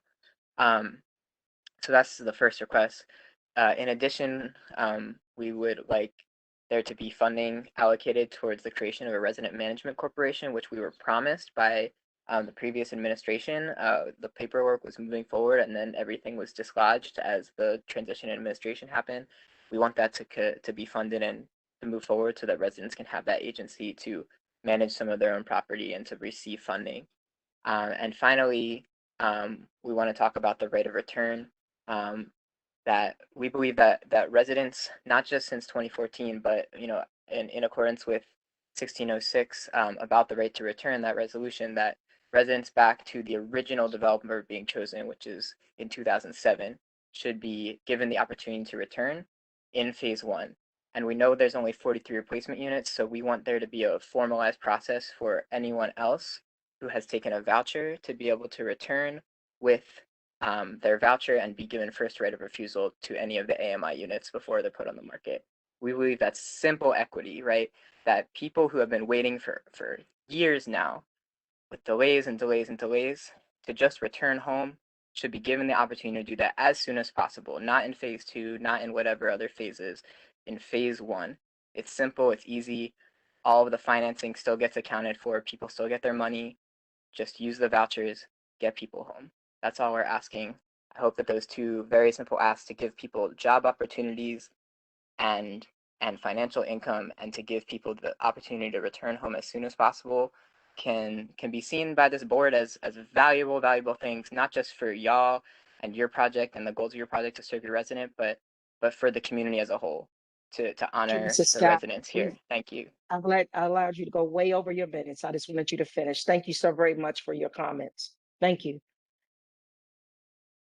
Alethea, who's next? Thank you. Next, we have Mr. William Jordan for Resolution 2219. Is Mr. Jordan on the line? Yes, I'm here. Please proceed. You have 3 minutes. All right. As Mr. Scott said, I urge to adopt the language that we submitted to the resolution, and that we err on the side of resident benefits. So I would rather see 20% and some of the things we asked for in the resolution. And if we need to come back later next month and reduce that after talking to the developer and other issues, then fine, we can change it, rather than the other way around where the residents are last to get their interest. The interests of residents, as we have outlined them, should go first. And I urge you to adopt that language. I do want to make a couple of corrections or expand it. We've been talking about 14.8 million, but actually another 20 million has been added to the pot. So there's quite a few extra dollars now to be even more flexible with the equity and employment. And to speak to the 20%, when we mean 20%, it could come in contracts to resident businesses. It could come in employment hours. It could come in the terms of training hours and all the other things that could go towards residents improving their lot and life by leveraging this project. And we want that in. So when we say 20%, it's 20% of whatever money is coming into the project from DNPED or other city sources. Finally, I wanted to talk about some things that are not in it. You know, the goal is equity, co-op, home ownership. We know we've been offered that in another phase, but we would like to see that language come in this phase. And the other part is we know that Hamel or Hamel, however you pronounce it, is the construction, and that the resolution needs to be clear to the developer to make these programs happen. I know from the portion of the brown bag that there's been other funds identified to help move this forward. And I think that language also needs to be put in this resolution. And then, as I said, we can always fix it if the numbers change or all of those kind of things. So I'll end my testimony there. Thank you, Mr. Jordan. Last person we have for this resolution is Ms. Ruby Epler. Ms. Epler on the line. Otherwise, that's it for this resolution, Madam Chair. Thank you. Madam Chair, before we begin the commissioner comments, I wanted to go ahead and take the time to read the revisions that were agreed by commissioners to this resolution before there's a discussion. Thank you. I was going to ask you to do that. Thank you, Lori. Please proceed. Sure. May we get those in writing in the chat or somewhere? Because it's not so easy to track an oral presentation of new language. Well, now the new language has been added to the actual resolution, and we are definitely submitting it, and we'll send it around. We did not put it in the chat, but we are, and again, it is being added to the actual resolution. So that is what is being executed based on what was discussed and what you all proposed prior to this meeting. Where is it physically so we can look at it before we vote on it? We can be able to send that to you if you want to hold this vote. Normally, again, we read to you based on the proposal because, again, as you know, we had just a few minutes between the time that we ended. So it's very difficult not only to document, but to make sure we have it in order. So it makes it very hard when we're all the same people who are doing it and presenting to you so that we can be able to do that quickly as well as make sure that we're part of the discussion. And so what we do is usually read it to you. You all agree that's exactly what you want to have in there, and trust, as we always have, that that's exactly what ends up being there. That's what gets signed by the board chair and the director, because obviously we can't sign for anything that you all, again, did not vote to agree to. And that is what is executed. And I also execute for legal sufficiency that is what was agreed to as far as the resolution. Well, my concern is we're not talking, I think, about a word or two. We're talking about somewhat lengthy changes, no? Oh, I think, Commissioner Hoffman, can we allow Lori to at least read it? And then if you have questions thereafter, we can come back. Could she at least read it? Thank you. Lori, please proceed. It's got to be written somewhere. Understood, Commissioner Hoffman. I want to move us forward. I'm asking Lori to read it, and then we'll make sure you have the written document if there's anything in this that's not what we agreed upon. Thank you. Lori, please proceed. I see you, Commissioner Parker. After Lori reads, then I'll entertain questions from the commission. DCHA agrees to number 1, explore and implement technical assistance structures for Park Morton residents and Section 3 businesses. Number 2, explore residential management corporation structures for Park Morton residents and Section 3 businesses. Number 3, plan and establish a Park Morton tailored Section 3 employment and business development program in partnership with the Park Morton residents.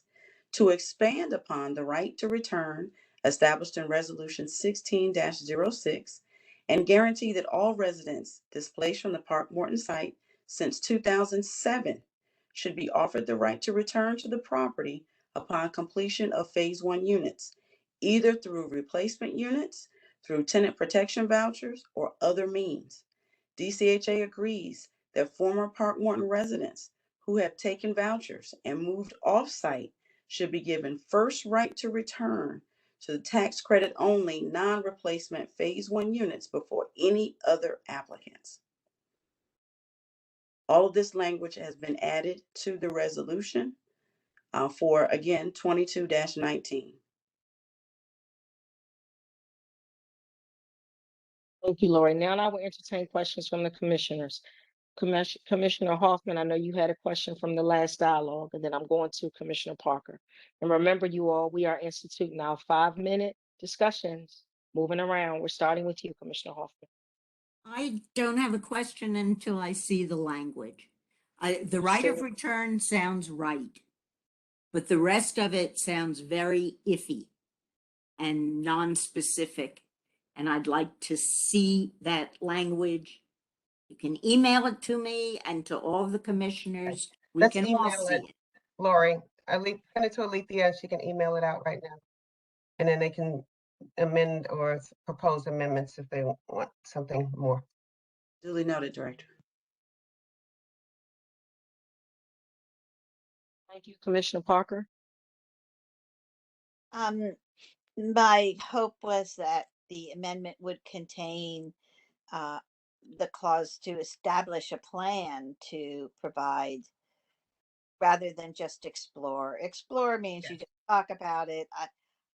I want to see a actual written plan document provided to us as commissioners that we can vote on, that will assure the Park Morton residents that they have their Section 3 rights upheld, and that they have opportunities for bettering their lives through employment and other means. And I want to see concrete items in that, not just a discussion. I want to see concrete items. Thank you. Noted, Commissioner Parker. We were moving quickly. I didn't have a chance to edit. And you did say a plan that would come back to the board. There was also reference to a technical assistance fund. I don't think that made it in. So we can make those updates. And I would like to see an amount of money, rather than just a loose, we don't know what it's going to be. I'd like to see some amount of money, at least initially, that would be allocated for developing this for the residents of Park Morton. Okay, I would think that would be hard to quantify, but I guess we could. You can start with something. Start with something. Chair, if I may. So sure, I think we have a lineup. Okay. Commissioner Pacheco, I saw Commissioner Slover's hands first, and then Commissioner Strickland, and then you. Are you finished with your questions, Commissioner Parker? If you are, if you could take your hand down. Thank you so much. Commissioner Slover, Commissioner Strickland, Commissioner Pacheco. Please proceed. I don't have any questions. Again, I just want to read some things into the record. So there will be 189 new units constructed at the existing Park Morton site when this project is completed, as it's currently contemplated. 57 of those units will be replacement units for existing Park Morton residents, or 33% of the current 174 units that make up Park Morton today. The other 66%, therefore, will be built off of the Park Morton site. DCHA will fully subsidize those 57 units at a fair market rent. That is a full rent payment to the owner. DCHA will also receive no money in consideration for its rent, for its ground. In other words, our ground will be put into the deal for free. To me, that is a double subsidy. We are subsidizing our units, and we are subsidizing units again with the free ground. DCHA will receive no revenue from its 33% interest in the project's ownership structure because the pro forma provided to us shows zero income at the end of at the bottom of the line. No money from our 33% interest. There was a glimmer of hope last fall when it seemed that the agency was thinking about a different path, which was renovating the existing buildings that we have. That would be the most efficient way and the most effective way, in my opinion, to have gotten the residents back into better living conditions as soon as possible. But it appears the politics would not have that. I cannot continue to support the giveaway of our resources that we need to do more with to fulfill our mission. I've heard a few times already that we actually don't need additional revenue. I would argue that we can always use more revenue. We should be getting as much as we can for our valuable assets. We need to do better.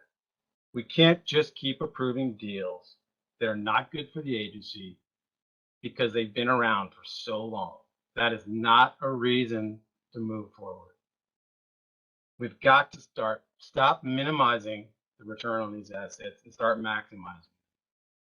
While I appreciate all the changes made today and I applaud them, it's still not enough for me to be able to support this resolution today.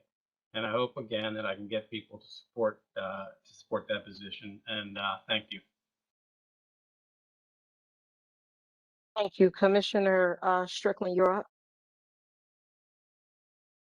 I was just following up on just what these programs would look like to help the residents with their businesses, and what does that fund look like? I don't know if we've done that in any other project in the city, so I think I would like it to be well thought out first before we just throw out some arbitrary numbers. But we do want it to be impactful and somehow maybe talk to our sister agencies over at DC Gov like DCRA and DSLBD to see what else they have that we could at least coordinate. That's all. There are many organizations that have done a model similar to this that I've been corresponding with the director. I'm going to share some of that information, but similar projects. So I do have a question, Director Donald, before we move to Commissioner Falchecchio. This closing today, what you all are asking us to vote on, if we fail to move this forward, what are the ramifications? Immediate, if this doesn't happen, because there's a lot of discussion about what we want to see, what this should look like. I just want to know what are the consequences of us not moving this forward today. Well, much has always, been made about, and I think deservedly so, about our residents who've been displaced for many, many, many years, and who want to move back to a newly built, modern, and beautiful Park Morton. They don't want the buildings to just be repaired and fixed up and modernized. It's a very, very old development. It's not even structured in a way that would be designed today. And that's what we're trying to do. And so a no vote would mean we have to go back to the drawing board, is what some have suggested. So that's what's on the table. It's being able to move forward with phase 1 Park Morton. The city has put in significant resources. The mayor's added more resources to her budget. We're ready to go with this first phase. And again, it's always a multi-year project, even once you get started. That's where we are. I don't know for the board members who are going to vote against this, what they are proposing as an alternative to the residents of Park Morton. I think that's the question. Thank you.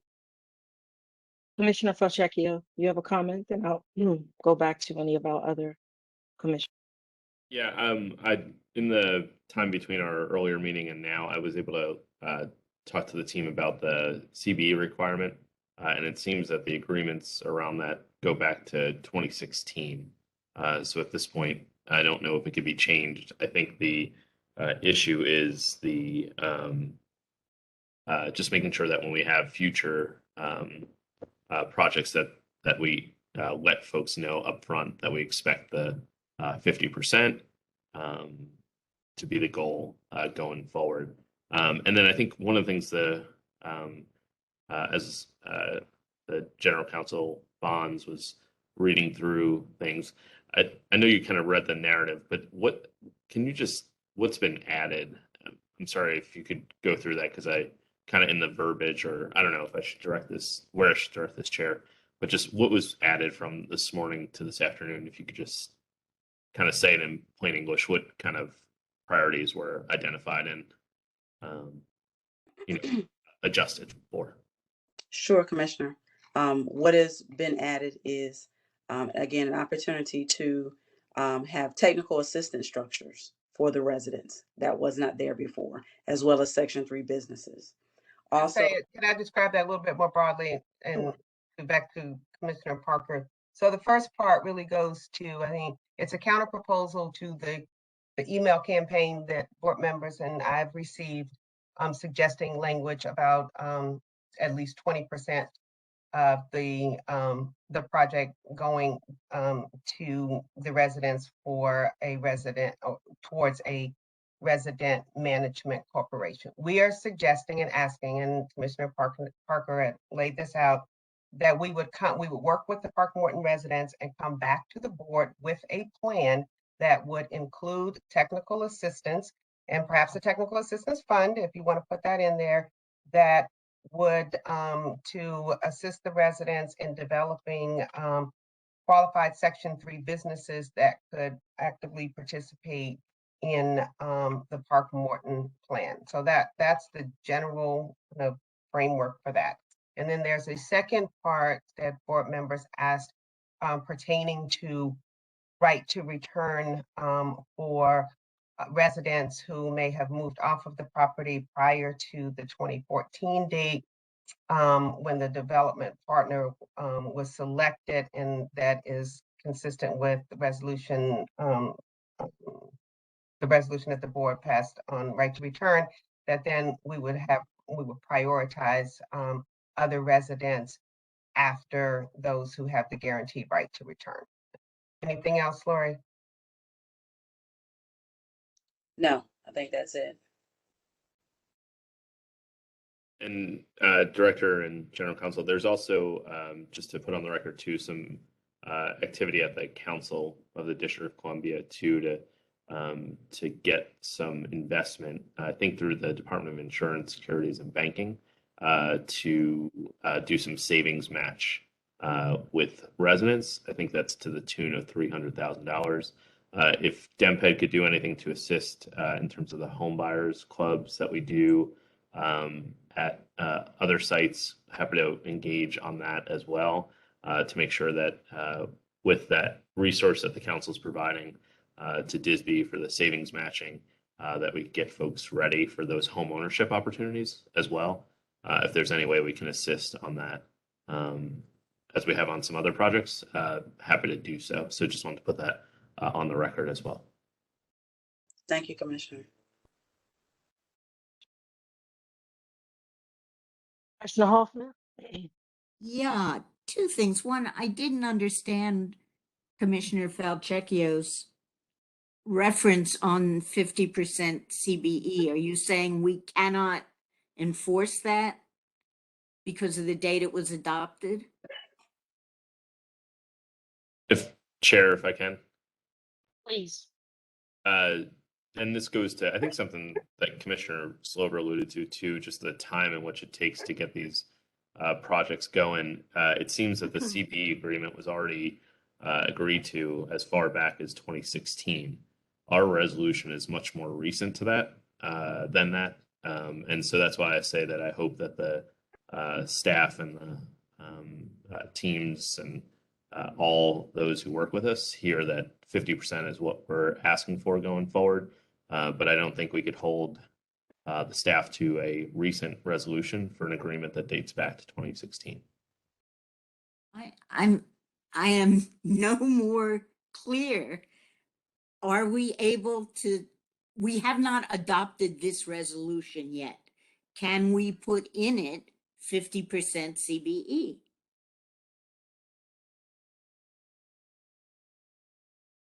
I mean, my view on this would be that it would change the dynamics of the agreement. So I don't know that we can do that. You put 50% CBE in there, Commissioner Hoffman. I'm assuming the goal you're trying to get to is more resident-owned businesses working on the property. Yeah. If that's the correct thing you're saying, CBE, if they're not already certified as CBE, that will not happen within the next 6 months to a year unless they've already had everything else in place. So I hear what you're saying, where you're going, right? But you don't want to designate it just as CBE because you may literally discriminate against some of those businesses that are legitimate businesses but do not have a CBE certification. That's all I'm So saying. if we can, I'm perfectly happy with 50% resident-owned businesses. Commissioner, if I may interject, Section Please. 3 is the focus for resident-owned businesses, not Exactly. CBE. So Section Thank you. 3 is where we would be able to capture those businesses that are 51% owned by residents or low-income clients that could be able to benefit from any of our projects and provide those economic opportunities, not necessarily CBE. CBE, Terrific. okay, thank you. Fine, and then let's get specific money for resident-owned businesses. That's fine. And But Sheriff, I had a second question. oh wait, sorry. Just to finish that out, Chair, Yeah. if I can. Go ahead. Because Commissioner Hoffman, that's what we were talking about in the earlier discussion about having funding available to help Section 3 participants actually have more capacity building, more technical assistance. So that's where we asked the staff to identify that funding that we had from the tax credit deal that went to California, where we captured the proceeds, and to put that towards that technical assistance and capacity building. And it certainly would be useful, I assume, for our resident-owned businesses to become CBEs so that they have access to jobs off the property. And I would hope that included in the language, which I still haven't gotten, is technical assistance for that purpose. But anyway, my question for Director Donald is, what is the real deadline by which we have to pass this resolution? Because we have a lot of questions about the language that we discussed at the brown bag. As I say, I haven't seen it yet. I don't know if it's been sent, but if we do this at the June meeting, will we be delaying the financial closing? I didn't think so. John or Andre, can you answer that question? And we will get Lori. Lori is just adding some things to the language based on the discussion from the board. She will send that around. We can hold the vote until the board has had a chance to read the language. But we are asking the board to vote on this today. But I need the staff to tell me exactly what the downside would be to wait 1 month. Director Donald, if I can add to it, we're currently targeted to close this project in July. However, we're moving forward with our lenders, both on the debt and equity side for this project. They require us to put together documents that the director needs to sign in order to move the project towards a financial closing. So pushing this to a June vote would severely hinder the current timetable that we have, as well as our HUD approvals as well. Thank you. Before I go to the commissioners who have their hands raised, I'm asking any other commissioners who have not had an opportunity to give your rounds or your questions. I want to give you a round first before I go to back to Commissioner Slover and back to Commissioner Park. Are there any other questions from the board members? And again, back to any other questions? All right, we're gonna, Commissioner Slover, I'm gonna give you 2 minutes. Commissioner Parker, we're gonna give you 2 minutes. You all, I have to move us along. We do have 3 more resolutions and more public comment. And again, I've stated this earlier. We want to give our public comment their due just. So again, 2 minutes, Commissioner Slover, 2 minutes, Commissioner Parker, and then we're going to move to a vote. It won't take me 2 minutes. Just real quick on the 35 versus 50%. Commissioner Faltico, is that the developer who's saying that they won't? Because the developer is the one who's ultimately going to control the money and spend it. The sources, correct? So is it they that are saying we're not going to do the 50, we're only going to do the 35? I wouldn't speak directly to them about a DCHA project. I'd do that through DCHA staff. So this information is coming to me from staff here at DEMPED. Yeah, because I would think that contributing $33 million to the project, you guys could get them to come up to 50%. Maybe you can work that magic on the side. So I just think it would be nice if we could get that up, and I'm sure you'll do all you can to do that. So thank you. And just to clarify, I'm happy to work that and try to work that magic, as you say, but I'll do that through the DCHA team. Or no, I get the protocol. I just want to put it out there that I think through everybody, we should be able to move that up somehow. So thank you for your work on that. And I'm with you on it. Thank you. Commissioner Parker, you have 2 minutes.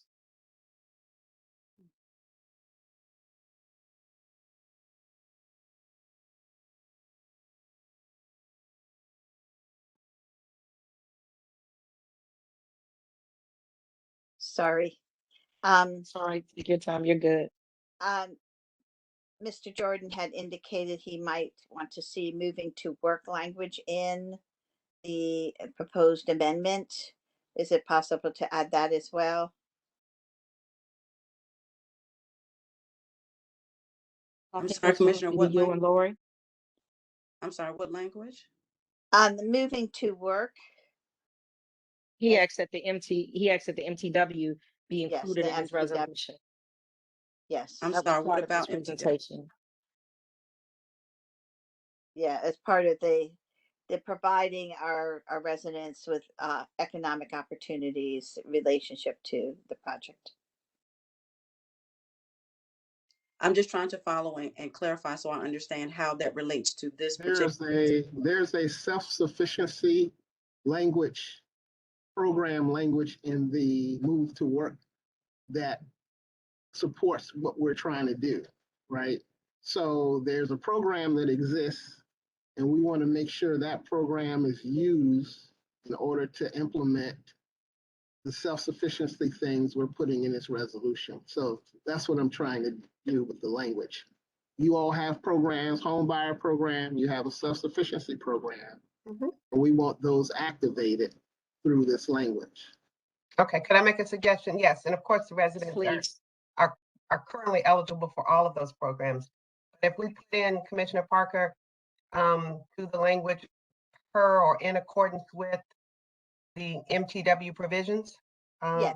I think that, okay, yeah. Lori. I mean, you don't have to list all of them, but you do need to. Yeah, if we just put in accordance, because that governs everything we do anyway. It is redundant, but we'll do it explicitly. Right. That's the way we have to govern under the MTW plan. That's how so she's absolutely right. It's automatic in there because they have to submit that to HUD. But I hear you, Commissioner Parker. We'll add it. I want to make sure that the plan that comes back to is a concrete plan. It's not just a discussion of this issue, but instead a very concrete, a doable plan that we can then make a vote on. Yes, I'm making that change now. Thank you. Commissioner Strickland, and then I'm going to entertain a motion with all of the amended changes. Commissioner Strickland. Yeah, I'm going back to this 35 and 50, and I know it's a horse that we're beating. Can we make sure going forward that when we do have, I know projects that take forever to close and that we have an upgraded agreement, or at least them acknowledging our changes that we've made within this last year on what our intent are around CVEs. You know, I think that the board made it completely clear that 50% on local money is where our line is, and that they have to acknowledge that, those that are doing business with DCHA. So I just want to, Director, if your team going forward, these projects that's been lingering for years and years and years, and they're working off CBE agreements from 2016, you know, it is what it is. But going forward, can we make sure that any project that when they come before us, they can acknowledge that the 50% is what we'd like them to be. Commissioner Strickland, I want to encourage you. We're going to have a full-fledged retreat that Lori has agreed to give us a clear understanding of procurement process and some language that we're constantly throwing around in this meeting.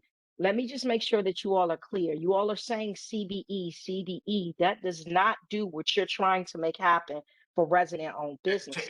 Chair, I used to work at DSLBD. I got you, wrote brother. the current I CBE got you. law. So my I'm not knowledge of questioning your CBEs knowledge. is very clear, you know, so, Okay. and it's I there. And guess my what I'm intent, trying to do is be inclusive with the residents, because the correct. resident-owned businesses is where we're going, not just CBE. I hear what your point is. I'm not, by no means am I questioning your expertise or intellect regarding this. I know you wrote it. I just want to make sure for our fellow commissioners who are not as knowledgeable that we're being inclusive with both language. That's all I was saying, sir. But the thought of it is, and behind this, and I know Commissioner Ortiz is on this too as well, is that the capacity of a Section 3 business one day will grow, and the pot that they would fall into, hopefully, because they are a resident of the District of Columbia, is a CBE, which is a bigger pot. We don't want them to just be limited to working in the buildings that they live in, but as they grow, we make environment for all local businesses to grow. And I would love to see, while we have the opportunity, that there's even a dual track, that if you sign up to be a Section 3 business, you automatically become a CBE. You know, and that's some ideas that we've been, you know, that Commissioner Ortiz and I have been kicking around, but it's just to make the environment bigger. Because if we're going to the district asking for money, I think that it is only right that we make sure that district businesses get an opportunity to participate in these solicitations. So it's not excluding Section 3 businesses, but just making sure that the environment is bigger. And I would love to see, and this may be the opportunity while we're just thinking of Park Morton, is to allow Section 3 businesses, or sort of work out some sort of reciprocity with our DSLBD or other agencies. So, and not to cut you off, Chair, I'm not upset about it in terms of there, but just frustrated about the you know, we made our intentions clear, and you know, we want our partners that are working on our projects, on our properties, to understand our intentions. That's all. Thank you. No problem. No problem. Respectfully received. Thank you. I really am trying to move us in a good direction here, respecting all of your time. I do see some additional hands that have been raised. I see your hand again, Commissioner Parker, and I see your hand again, Commissioner Hoffman. Commissioner Hoffman, I'm going to go to you and then come back to you. And then that's it for the line of questions, you guys. We're going to move this forward. Just Thank to you point again, out, Commissioner Strickland. the email was sent by Lori Bonds. It is the full resolution, so she may have to point out where the changes were made. Thank you. All right. Commissioner Hoffman, and then we're going to go to you, Commissioner Parker. Yeah, I would just urge that we move the vote on this resolution to the end of this meeting so that we have a chance to read the resolution which we just received. And I think after we read it, we may well want further amendments.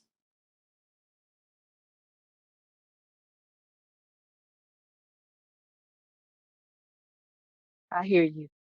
I hear you.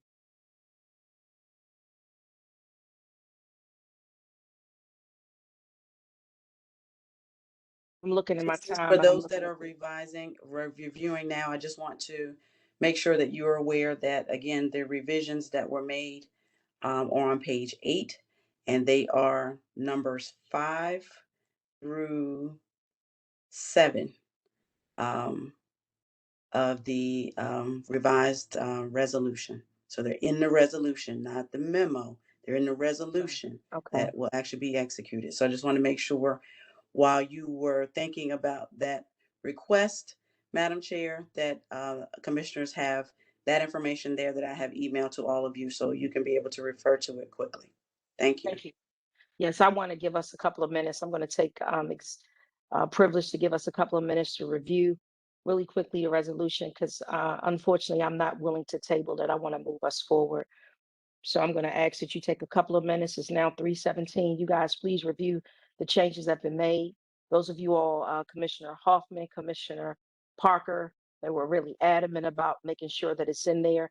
I'm reading it now based on what we discussed. It is there. Please take a moment to read it yourself. After it's read, I'm going to entertain a motion, unless you guys got more changes.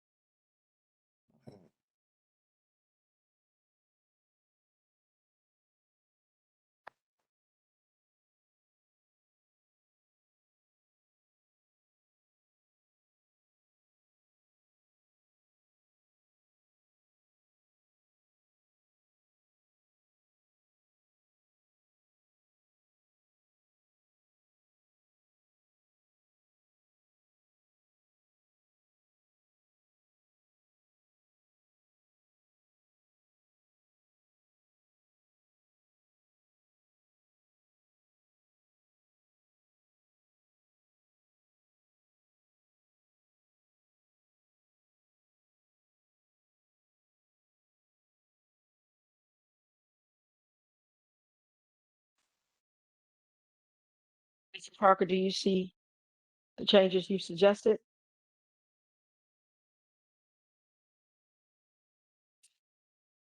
Yes, I do.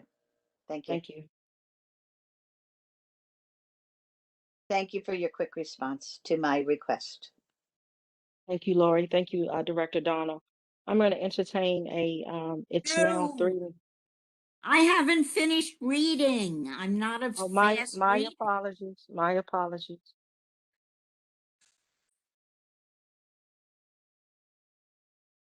Madam Chair, I heard my name. We stepped away for a second. No, you're fine. I'm actually giving the board about another minute or so to finish reading numbers 5 through 8.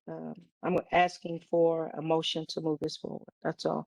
But Commissioner Hoffman said she hadn't finished reading it, so I wanted to give her a chance to finish it up. It's in the resolution, not the memo. I just wanted to make note of that.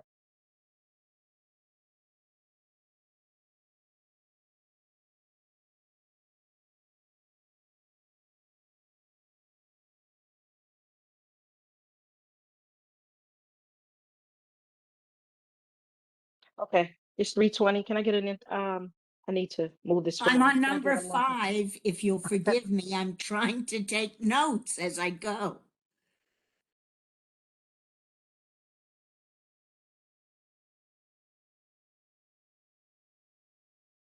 I notice there are no dollars attached to this. Am I right? That is correct. It indicates that it will be funded, but again, you all said that you wanted to be able to discuss what that funding looked like. And so again, I can't arbitrarily put an amount in there because again, it's part of what was you all requested for a plan to be brought back to you to approve.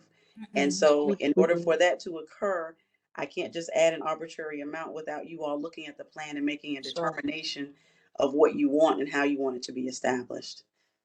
We asked for not to exceed 20% of the cost of the phase.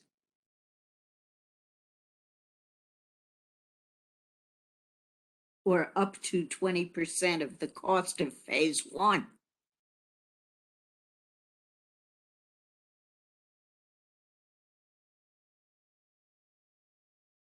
Director, you're on mute. All right. Commissioner, we don't even know what 20% of the phase means. To the dollars to fund the project are to do the work. And to, I mean, it's not it is a pot of money sitting there, and it's not money that's going to be necessarily subcontracted. It's money to do the redevelopment. So it would be irresponsible for us to come back and say we're going to ask the board to approve a plan that's not even developed to spend up to 20% of a project that may mean that the project doesn't even get done. So it would be irresponsible of us as a board to approve this resolution with no money attached to it.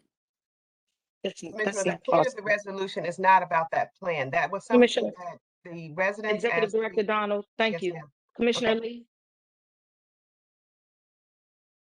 You're on mute, Commissioner Lee. Yes, thank you. I think that what has been proposed and discussed here, there are a lot of moving pieces, but I like the idea that there is an opportunity to come back and put some more elements in place, including with dollars. I do not believe that we can put a dollar amount in there today. I don't think that we have the information and that it should be a separate activity that allows us to fully take into consideration what has been proffered here. Commissioner Lee, I'm asking for a motion. Does we have a motion to move this forward? Chair, motion to proceed, to vote, move the resolution. Thank you. Sorry. That's okay. Second? I'll second it. Second, and this is resolution 22-19. Yes, it is. That is correct. This is Resolution 2219 to authorize the execution to enable a closing for financing the redevelopment of Park Morton Phase 1. As amended at, 10 minutes ago? Yes, ma'am. That is correct. With commissioners amendment reviewing that was the sent. amended version. Thank you. Alethea, call for the vote. Thank you. Commissioner Lee? Yes. Thank you. Commissioner Falchecchio? Yes. Thank you. Commissioner Ortiz-Gao? Can you repeat your response, please, Commissioner? Yes. Thank you. Commissioner Parker? Yes. Thank you. Commissioner Harris? Yes. Thank you. Commissioner Skinner? Yes. Thank you. Commissioner Strickland? Yes. Thank you. Commissioner Slover? No. Thank you. Commissioner Hoffman? No. Thank you. Commissioner Blackson? Yes. Thank you. Madam Chair, Bussy Reader? Yes. Thank you. Madam Chair, you have 9 yes, 2 no. The resolution is approved as amended as of today, May 11th at 3:12 p.m. Thank you. Let's move to Resolution 2220. My goal is to try to get us through all of the public comments on 2220, 2221, and potentially 2222. If there are any additional public comments, I want to get it all, and then we can move forward with the resolutions. Please proceed, Lori. Thank you, Madam Chair. Resolution 2220 is to authorize the execution of a commercial office lease for relocation of the District of Columbia Housing Authority headquarters. Madam Chair, Are you reading both of them? I'm sorry, Madam Chair. We're going to have both for the public comment, and then the board will vote separately. That's right. Yes, Resolution 2221 is also to authorize the execution of a commercial lease for relocation of the District of Columbia Housing Authority's Office of Public Safety. So for public comments for Resolution 2220, there are 2 individuals that have signed up. There are no individuals that have signed up for 2221. First, we have a resident that has signed up for 2220, and that's Ms. Rosa Burbridge. Is Ms. Burbridge on the line?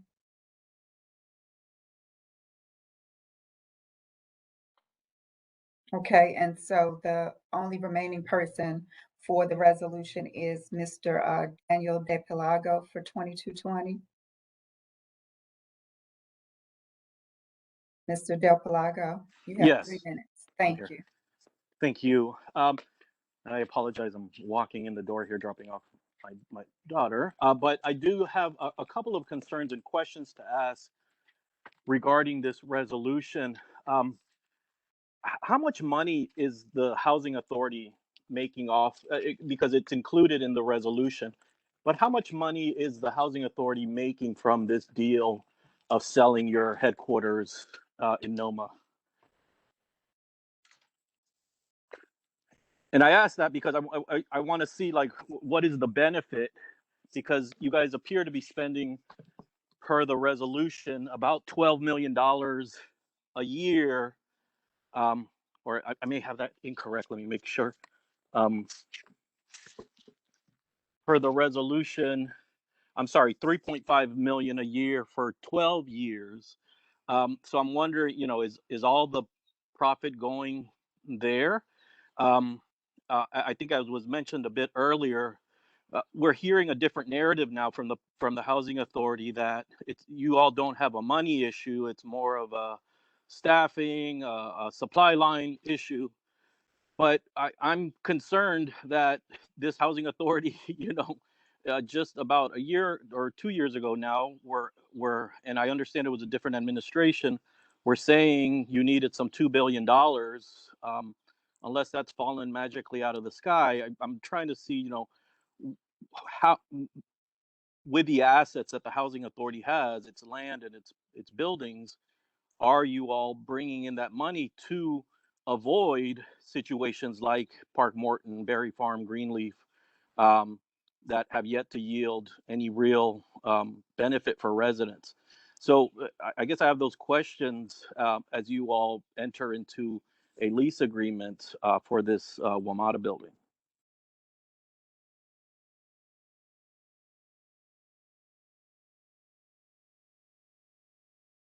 Daniel, what is your actual question that you're asking? You're asking for right now? Yes. How much money will you all be making from the deal of selling your headquarters, your current headquarters in Noma? Because I want to see how that compares to what you're spending to lease up at a new space. So, Madam Chair, if I can answer, without going into the specifics, because I don't think that's appropriate at this point. The board is being asked to vote on the approval of the leases that will be fully financed by the sale of the headquarters. The board has been given the term sheet for that, and the approval of the leases is contingent upon the financial closing and wire transferring of the money, which is imminent.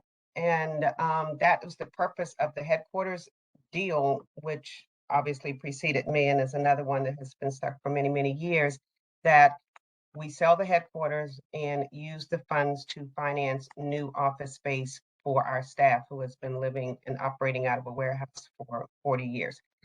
That is what this deal was for. And so my job was to go out and to find space that could be financed by the proceeds of the sale of the building, which, by the way, will allow for housing, affordable housing, at least 200 units of affordable housing on a site that never had any housing. So those were the goals of this particular deal. So I don't want that to be conflated with our goals of other redevelopment, our financing, our capital funds. This is a specific and separate deal that is designed to be able to underwrite the costs of office space. And that is what I have presented to the board. And thank you, Director Donald. Well, I can appreciate that, and of course, I don't wouldn't deny people working in a safe and decent space, because I know you all need the space to do the work that we ask you all to do, day in and day out. But once again, and maybe this is a very specific, resolution, and you're dealing with a very specific piece of the big pie. I guess we're always also looking at the big pie, not to say you are not.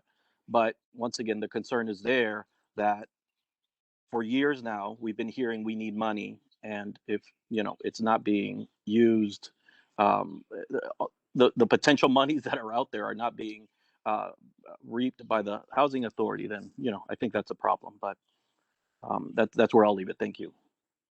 Yeah. Alethea, is there any other testimony on this particular resolution? No, Madam Chair. All right, you guys, it's now 3:31.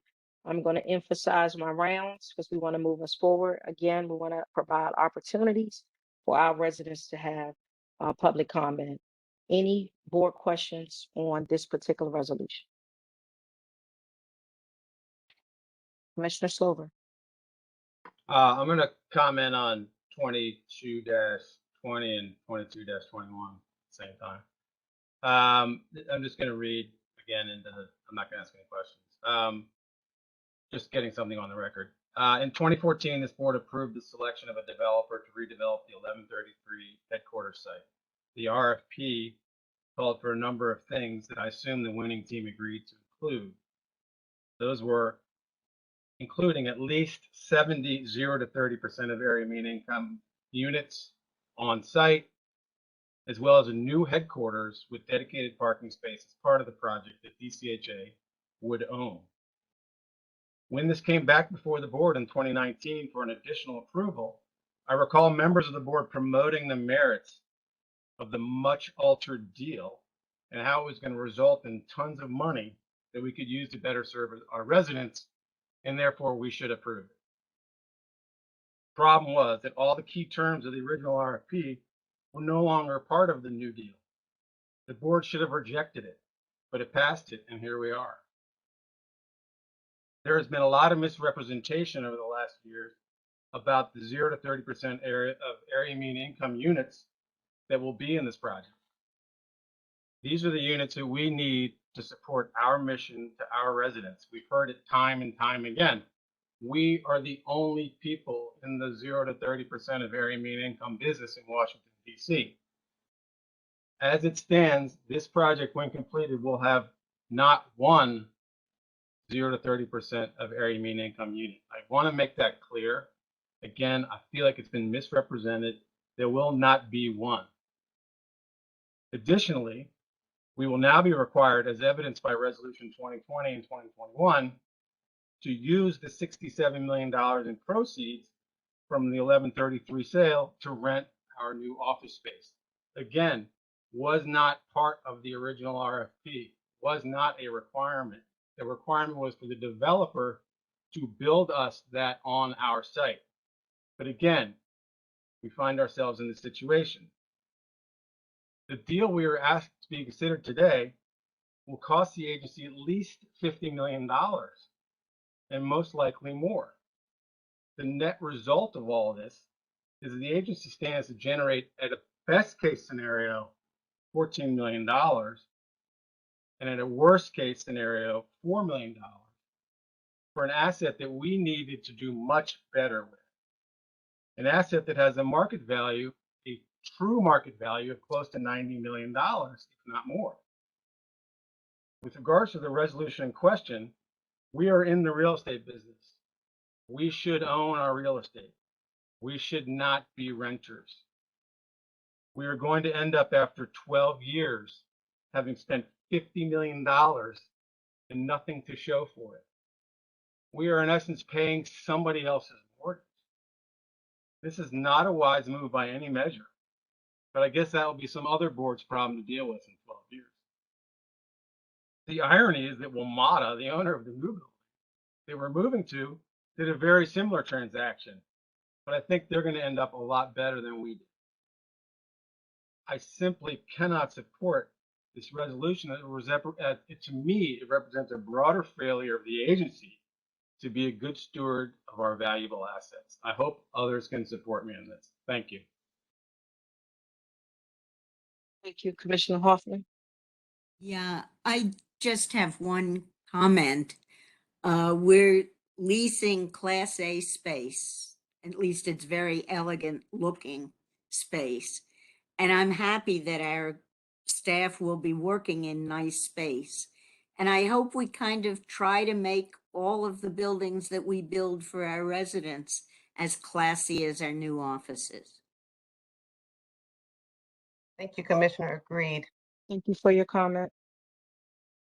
Any other comments, board members?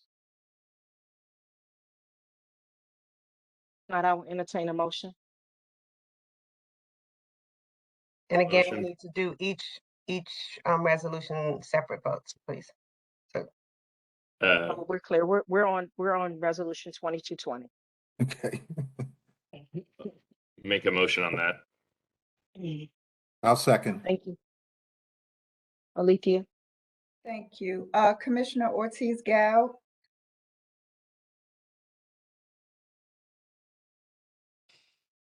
Commissioner Ortiz Gal, I didn't hear response. Come back to him, Alethea. Okay, I'll circle back. Commissioner Strickland? Yes. Thank you. Commissioner Parker? Yes. Thank you. Commissioner Skinner? Yes. Thank you. Commissioner Blackson? Yes. Thank you. Commissioner Falchecchio? Yes. Thank you. Commissioner Slover? Commissioner Slover? No. Thank you. Commissioner Hoffman? No. Thank you. Commissioner Harris? Yes. Thank you. Commissioner Lee? Yes. Thank you. Commissioner Ortiz Gal, are you there for a vote? Yes, my apologies. I have to step out real quickly. Yes. Okay, your response is yes to the resolution? Yes. Thank you.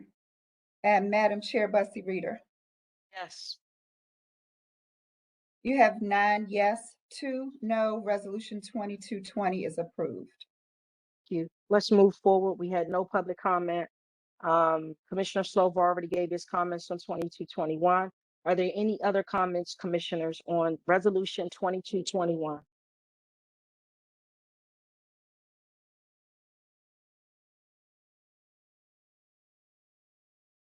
I'm gonna I make one request. Sorry. Sure, go right ahead. This is a broader thing. Is there any way we can add to these resolutions at the back who voted which way in the future or starting now? That would have to be a board. We'll have to move that. I'd like to put that on the radar of the board. I think it's important. Hear you. I'm not in favor of that, but that's fine. We can put it on the radar of the board for the next board meeting. Moving back to this resolution 2221. If there are no questions or comments, I'd like to entertain a motion. I'd like to make a motion to approve resolution 2221 to authorize execution of a commercial lease for relocation of the DCHA Office of Public Safety. Thank you. Can I get a second? Second. Okay. Alethea, call a vote. Thank you. Commissioner Skinner? Yes. Thank you. Commissioner Lee? Yes. Thank you. Commissioner Ortiz Gal? Yeah. Thank you. Commissioner Blackson? Yes. Thank you. Commissioner Hoffman? No. Thank you. Commissioner Harris? Yes. Thank you. Commissioner Falchecchio? Yes. Thank you. Commissioner Strickland? Yes. Thank you. Commissioner Slover? No. Thank you. Commissioner Parker? Yes. Thank you. Madam Chair Bussy Reader? Yes. Thank you. Madam Chair, you have 9 yes, 2 no. The resolution 2221 is approved. Thank you. We're moving forward to resolution 2222. Final resolution, commissioners, and this is 2222 to authorize the execution of a contract for Microsoft Office 365. Can I get a resolution? Do we have any comments on this? I think it's imperative that we all understand how important it is for us to have Microsoft Office suites. I don't know if there's a discussion that's needed for that. If I move there the isn't, adoption of the resolution. oh, all right. Can I get a second? Second. Appreciate that. Call a vote. Commissioner Falchecchio, Yes. thank you. Commissioner Lee, Yes. thank you. Commissioner Harris, Yes. thank you. Commissioner Skinner, Commissioner Yes. Skinner, thank you. Yes. Commissioner Hoffman, Yes. thank you. Commissioner Blackson, Yes. thank you. Commissioner Slover, Yes. thank you. Commissioner Ortiz-Goud, Yeah. thank you. Commissioner Parker, Yes. thank you. Commissioner Strickland, Yes. thank you. Madam Chair Bussey Reader, Yes. thank you. Madam Chair, you have 11 yes. Resolution 2222 is approved. Right. Thanks, commissioners, for the unanimous vote. Yes, I Good totally afternoon, agree with Brenda. Thank you so very much. At this time, I'm going to actually move us forward to our public comment, and I will be exiting the call at this moment. Thank you again, all residents and our advocate community for joining the call. Thank you, commissioners, and I'm turning it over to Commissioner Skinner. Have a good day. Goodbye. Thank you, Commissioner Bussey Reader. Okay, we will move forward with the public comments at this time. Again, for residents, we'll have 5 minutes, non-residents, 3 minutes, and we'll start with the resident comments. Alethea, can you go down the list? Sure, thank you. First on the list is Miss Alicia Hurst. Is Miss Hurst on the line?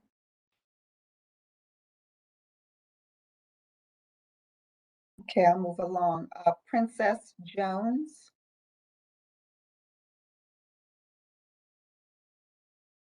Okay. Deandra Walker. No. I apologize. Did you call Miss Bishop? No, not yet, Miss Okay. Bishop. I'm getting to you. Sandra Church. Sandra Church. Okay, I'm gonna keep going. Victoria Harris. And if you're muted and can't unmute by some chance, it's *69 to unmute if you dialed in. Miss Chorus Lowry. Is Miss Lowry on the line? Okay, moving right along. Miss Paulette Matthews. Is Miss Matthews on the line? I see her name on the WebEx. Miss Matthews? Hello? Hello, did you call Miss Yes. Lowry? Hello, Yes, Miss did. Matthews speaking. Can you hear me? Yes, Miss Matthews. I hear Miss Lowry is on. Can we pause Yes. and let Miss Lowry speak, and then we'll come to you, Miss Matthews? Okay, please allow me the time to push *6. Thank you. Yeah. Yes. Yeah. Yes. You guys get no time. Hi. This Okay, is Miss Lowry. Hi. Good afternoon. This is Akia Lowry. This is Corliss Lowry's daughter. She was unable to access the call today, so I'm speaking on her behalf. I'm a resident with her. Our only concerns are, at this point, since we've been given pretty much an eviction notice, when will we get another option for a move out date or for another place to reside? Because we've pretty much been told that the air quality is so bad in our place that we're not able to reside there anymore. But nothing has been done to get us out. Wow. Sorry, Ms. Lowry, where are you? What development? This is Ontario Road. There Okay. are horrible mold issues. We have rodents, rats the size of cats that are in my apartment right now, and that you guys keep sending maintenance people to kind of rectify the issue, but there is no way that that's possible because the place is so run down. So since we were given a notice that said the air quality is so bad in the apartment and we have to leave, where are we going? You guys gave my mom the runaround about her reasonable accommodation for almost a year. She can't have any place that does not, she can't have any place that has steps, over 10 steps. and now you're telling her you can't find a place that doesn't have steps, but you also won't give her a voucher even though we found a place that doesn't have steps on our own. So a way to combat this issue and get this taken care of is, could you please just give her a voucher so we can actually have a good quality of life? Me speaking personally on my behalf, I'm 6 months pregnant. I'm not supposed to be breathing in this air, yet no one is getting us out of here. This doesn't seem like it's a prominent issue for anyone that we speak to, especially Ms. Glenn. Commissioner Skinner, I can respond. Director Donald, I know we've heard from Ms. Lowry before. Can you give us an update on where we are? Commissioner Skinner, this is Lori Bonds, General Counsel. I can respond. Okay. Ms. Lowry. Ms. Lowry, yes, our office has worked with the Office of the ADA so that, again, your mom's reasonable accommodation request has been approved. As you noted, we have been had offered your mom transfer requests. And again, I know those are the ones that she has rejected at this time, because a reasonable accommodation request can be a voucher if we cannot be able to find a suitable location for you that meets your reasonable accommodation needs. And that is what we are processing at this time, so that we will be contacting your mom shortly with regard to beginning that process so that we can be able to assist your family with that. Thank you so very much. I appreciate that. This is the first time we've actually gotten any leeway on this issue in about a year. So I appreciate you taking the time to speak to me. To clarify, you're saying that because you guys can't find anywhere to accommodate her reasonable accommodation, you will be giving her a voucher or starting the talks about a voucher, correct? Yes, let's follow up directly since this is a very specific situation. I'm still waiting on staff to tell me how we can do this, but we will follow up directly with Ms. Lowry to inform her of what she's entitled to and to start that process. Thank you. I appreciate it. Have a time frame on that, Ms.? When will you be reaching out to my mom? Before the end of this week, by the end of this week. Thank you so very much. I appreciate your time. You're welcome. Okay. Alethea? Thank you. Ms. Matthews, you can proceed with your testimony. Hello, this is Ms. Matthews. Can you hear me? Yes, go right ahead. Okay. And listening to this whole meeting, the things that you get on here to talk about, you add more, and then you don't have enough time for it all. But I'm still here at Keller Miller. I'm still going through mental and emotional stress, but I'm going to continue to work with the people that I have been working with here lately with the DC Housing Authority, and hopefully my issue will be resolved. When it comes to the reasonable accommodation, since this lady was just speaking of that, I'm going to jump in on that. Even in being approved, there comes a situation where as though to me, it's like a ball of confusion.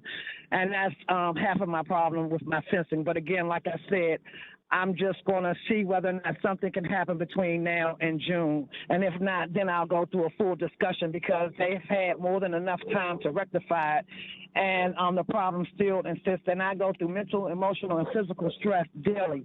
When it comes to, Ms. Rita was saying something about displacement and stop using the word displacement, and I heard false information.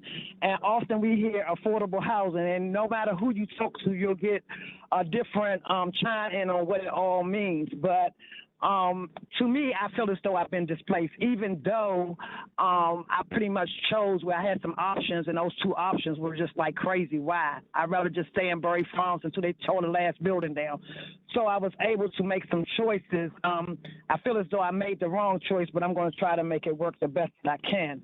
But it's a little disturbing when you have to go through so much or so less with the workers on the property or trying to get things done in the community. I would like to know what's going on, and I say it real fast, so a lot of times I forget what I really want to be saying because I have limited time. When y'all go through what y'all go through, we have to just wait for it, until it's over. But I know that y'all have a permit for building one in Bury Farms. I would like to know, are there any updates in reference to the permits for the other houses that's supposed to be put on that blueprint? and what that looks like and how long that's going to take and where y'all at, because all the meetings and stuff that we came to, we got the money. But I guess you had the money, but you couldn't do the premium. I don't know. I don't sell real estate, so I don't know how all of that goes. Then there was COVID. But all I know is that we're still here waiting, and we still have to constantly have to fight like people in Park Morton for different things. When y'all left, y'all was like, okay, you're living in horrible conditions, and we're trying to move you out. But sometimes the conditions that you move us to be worse, and the safety be even as worse as that. And then you have to fight just to get back. And we go through this, and we've been going through this for years. And it sounds like we're getting ready to go into the right direction, but then there's always like some type of monkey wrench that comes into play. When we speak about the 1133 building and whatever y'all gonna do with that, I then have some concerns about that, because when you put those places on that blueprint, will y'all building and those buildings be up before the Park Morton thing gets resolved, the Berry Farms thing get resolved? I mean, because as we look at it, it's like 5 years, 10 years, a lot of people die in that process. A lot of people go through more mental and physical stress due to how quick things are done when you call in for repairs, or people saying they're going to do one thing or scheduling something, and then when the time comes, they're not there, they don't have this, and that's been a nightmare I've been going through since I've been living here. I didn't go through as much at Berry Farms, but other residents were. But now that I'm at this new space on my wait time, incubation time, I guess, to get back to Berry Farms, it's like I'm going through hell, and nobody seems to see it. And Miss Donald, I'm going to make sure I don't put Donaldson on the end, because I hate when people say Stevenson Road.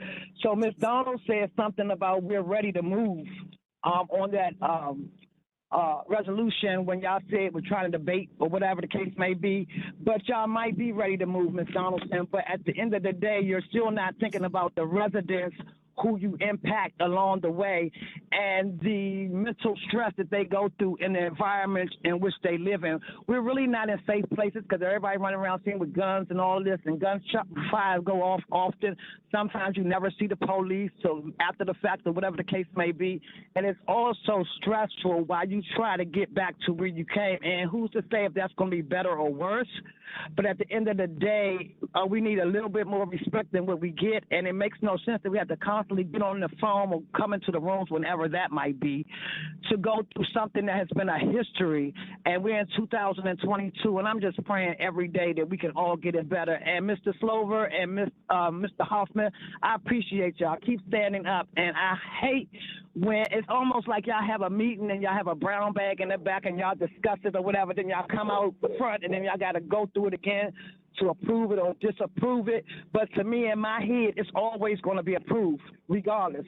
And so that, to me, is just the agenda. I just already know that it's going to be approved. Y'all don't seem to feel as though that y'all could table something or come back to it to the next day because of the urgency. You have to realize some people have lived in their places 20, 30 years, and this lady's saying that they've been talking about this air quality, the mold. She's talking about she pregnant, and y'all talking about, hold on, wait a minute, we're going to get you on, we're going to call you this week. Well, y'all need to move them out into an apartment. I know I'm over my time. I get it. But these issues are so great, it's not even enough time. It's not even enough time allowed. I got more stuff about my own stuff, but I'm done. And I just want to know about the update from Berry Farms. I don't want y'all to move on and call the next resident either. Okay. If you didn't Ms. understand the questions that I asked, I can repeat them. Yes, Ms. Matthews, we hear you. So what I heard, you said that you heard that there was a permit issued for Barry Farm. So I'm going to ask the staff to update us on the status of Barry Farm. Don't know anything about a permit issue. I'll see if staff can chime in. Berry Farm, the board has approved to move forward. We hope to be closing and doing a groundbreaking in June, Ms. Matthews, so that we can have the senior building up and ready in 18 months. And as you know, you have the right to come back and you would be eligible for that to move into a brand new senior building at Berry Farm. Okay, Alethea, can we move to the next resident? Because it got we have Ms. Shanti High for her general comments. Ms. High. Thank you. Proverbs 19:9. But I'm saying hello. Go ahead, Ms. High. Proverbs 19:9. Hello. A false witness will not go unpunished, and he who breathes out lies will perish. And I am Ms. High from Park Morton, president of the council at Park Morton. DCHA has been a false witness, has lied profusely as easily as y'all breathe, and you stand in your lies and deceit proudly as I say that God is coming with a penance for you to pay. The first lie DCHA told, we will not be displaced from our community. Little did we know as a community that it would be the first of many to come. Fortunately, yet unfortunately for me, God had awakened me to the lies. I say fortunately, yet unfortunately, because I'm so glad that God has given me the gift of discernment to see you devils for what you are, yet it is unfortunate for me because the more I call you devils out, the harder that you attack me for exposing your shenanigans. Psalms 101:7. No one who practices deceit shall dwell in my house. No one who utters lies shall continue before my eyes. So know that what you're doing isn't going to get you into God's good graces with stealing from the Park Morton Equity Plan, to use it to tear down my community instead of working alongside me to make things better for Park Morton.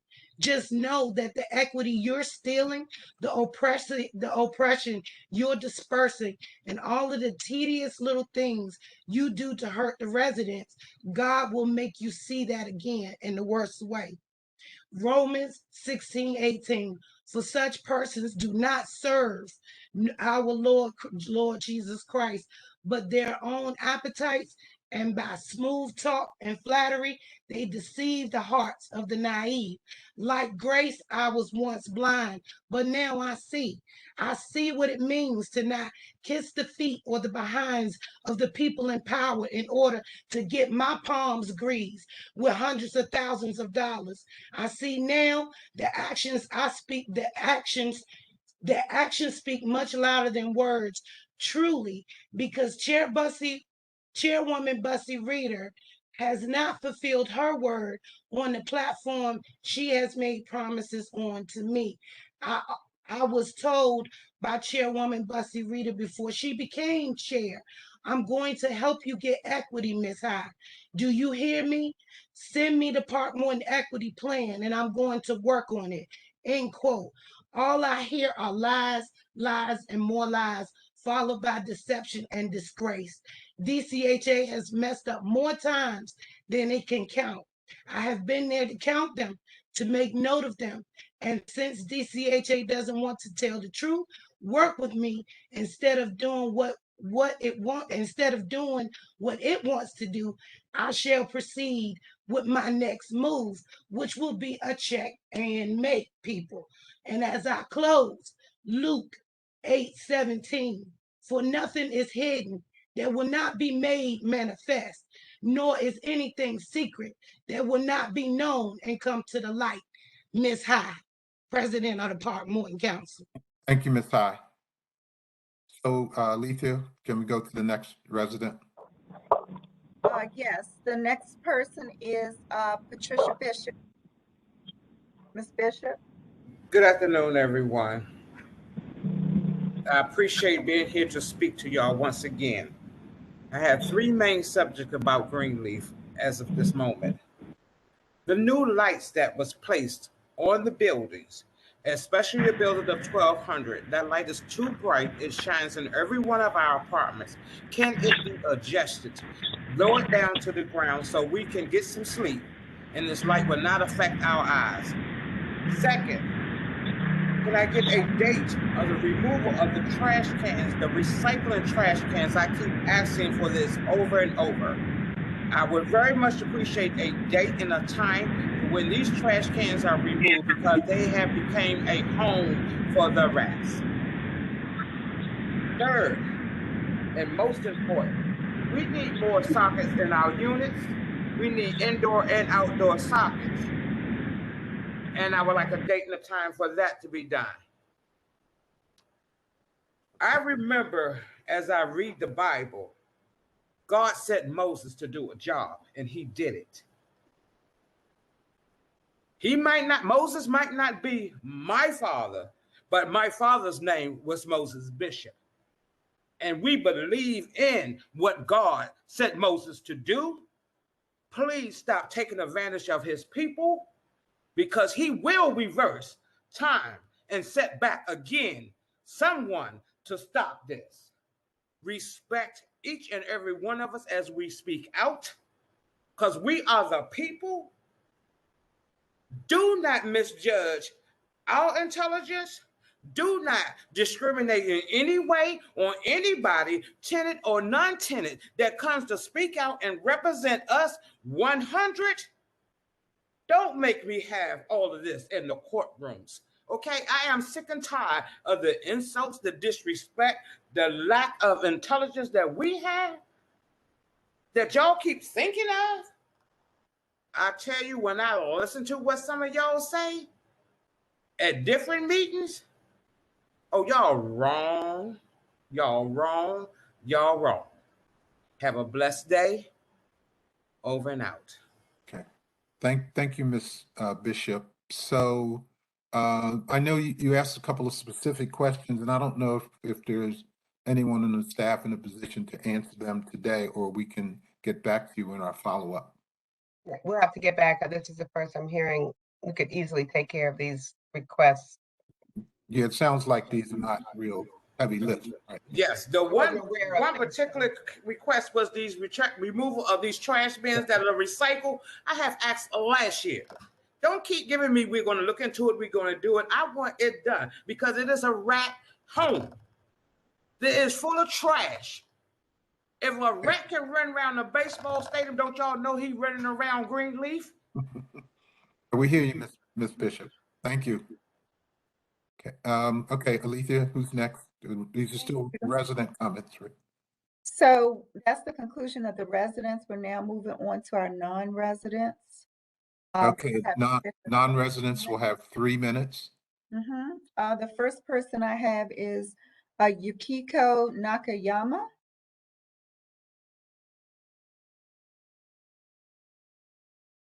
Hope I'm pronouncing that correctly.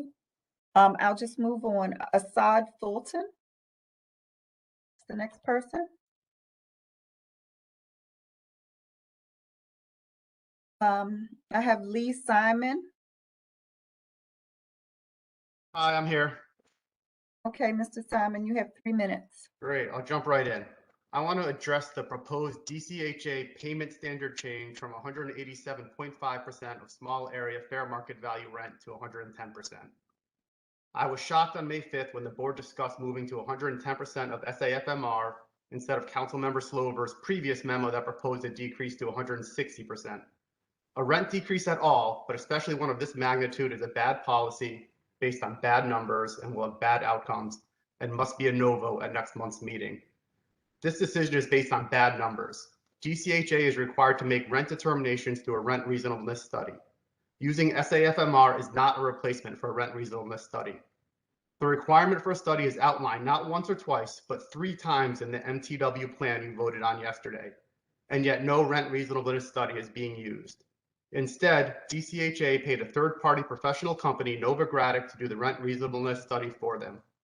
Novogradac found DCHA was underpaying landlords by $290 million.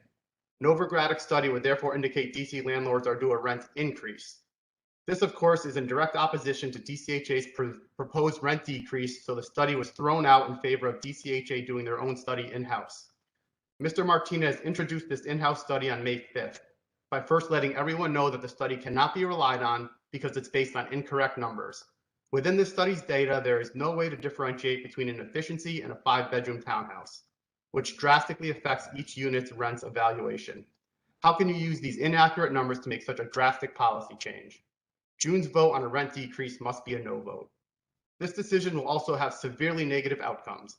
Increasing the payment standard in high rent neighborhoods was intentionally done with the goal of deconcentrating vouchers in high poverty neighborhoods. DCHA was successful in this goal, and after moving from 130% to 170%, a study done by Alaprantis, Martin, and Phillips found that, quote, tenants became more likely to lease up in neighborhoods where vouchers pay more. Prior to the policy change, voucher tenants who move out are about 3 times more likely to move to a low rent neighborhood. In the year after vouchers in high rent neighborhoods began to pay more, voucher tenants became equally likely to move into a high rent versus a low rent neighborhood. Some neighborhoods that previously had no voucher tenants also began receiving voucher tenants. After a 40-point change, DCHA was able to give voucher holders access to the entire city. Now you are proposing a 78-point change in the other direction, which will reverse all the gains of the past 5 years. Voucher tenants once again will be concentrated only in low rent, high crime, high poverty neighborhoods. DCHA's own 2023 MTW plan echoes this, stating, and I quote, it should be noted that at 110% of the HUD FMR, voucher holders would only be able to access 15 of the city's 56 submarkets. These are not just numbers on a page. These are families. Families with kids who like their schools and people who like their neighborhoods who are going to be displaced by the thousands. In June, this must be a no vote. Mr. Martinez's presentation acknowledged that moving to 110% of SAFMR will actually cost DCHA more money in the first 2 years. The offsetting savings he projects in year 3 from rent decreases will never happen, as those tenants will have already been forced to move. The fact that this decision will cost DCHA money instead of saving money is another reason for a no vote in June. At the May 5th meeting, I got 30 seconds. At the May 5th meeting, Mr. Martinez stated DCHA's overspending is between 4 and 5%. At the same meeting, Director Donald stated, quote, we need to right-size this. We need to do it in a responsible way. A 78-point swing is not a right-size solution for a 4% problem. This has to be a no vote in June until this issue can be correctly studied and a thoughtful, fact-based solution can be proposed that is proportional to the issue. Thank you. I don't know if fiscal year 2023 is a real deadline or a self-imposed deadline, but either way, that gives the board 5 months to get this right.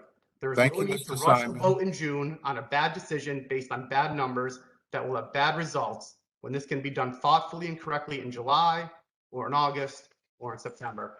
Thank you. That went over. Thank you. Okay, I don't know, Brenda or Victor, if you want to have a quick response. I mean, I don't think we're proposing to drastically decrease, as Mr. Simon was saying, but it's more of a gradual and balanced approach, as I understand it. That's correct. 178 to 110 is drastic. Mr. 178 to Simon, 160 is drastic. you had your chance. Okay, I'm sorry, Mr. Chair. No, as some of the information or the interpretations of the information that was presented to the board as our preliminary report is misinterpreted and overblown, we are reaching out to the landlord community and other housing providers to meet with them next week and to form a working group so that we can discuss and work on implications and opportunities and options for doing this in a phased way, which is what we have already told the board, and we will be coming back to the board. We are also cleaning up the data, so we will even have cleaner data for next week. So I understand the anxiety and concern, but it's premature. We said we would do this with the community, and we are committed to doing that. If whenever this meeting is over, you all will get the invitation going out either tonight or tomorrow to have those thoughtful meetings with members of, with all of the stakeholders. So I don't think the board, anyone should react to anything at this point. We are not there yet, but we are clear that we are moving to right size and that but we're going to do it in a fair, reasonable, and equitable way. That's what we've been consistent with that. So I would invite members of the community who are our stakeholders and partners to wait and allow us to present and to have those conversations, many of which we've already started with landlords, to get alternative proposals and to talk about implications. So we're working with you, and we're not going to do anything precipitously. Our board is not going to do anything precipitously. that would destabilize the rental market and dry up the number of affordable housing units available across the city for our residents. And just for the record, the proposal was not 110% of FMR, it was 110% of small area fair market rates. It's a slight difference, but it is significant. So I just wanted to state that. Thank you, Director Donald. Okay. So is there no vote on this in June, just a presentation in June? So the director said that you will have an opportunity to meet with the staff and to have your questions answered. So we're not going to be able to resolve anything today at this meeting. So why don't you just let the process work itself out, and you'll have ample opportunity to get in your comments or concerns. Alethea? Okay, thank you. Next is Mr. William Jordan. Mr. Jordan? Are you still with us? Okay. I'll move on to Daniel DePlago. Good afternoon again, folks. I just have a couple of questions. Excuse me. One is I had reached out to you, Director Donald, and you did respond. Thank you.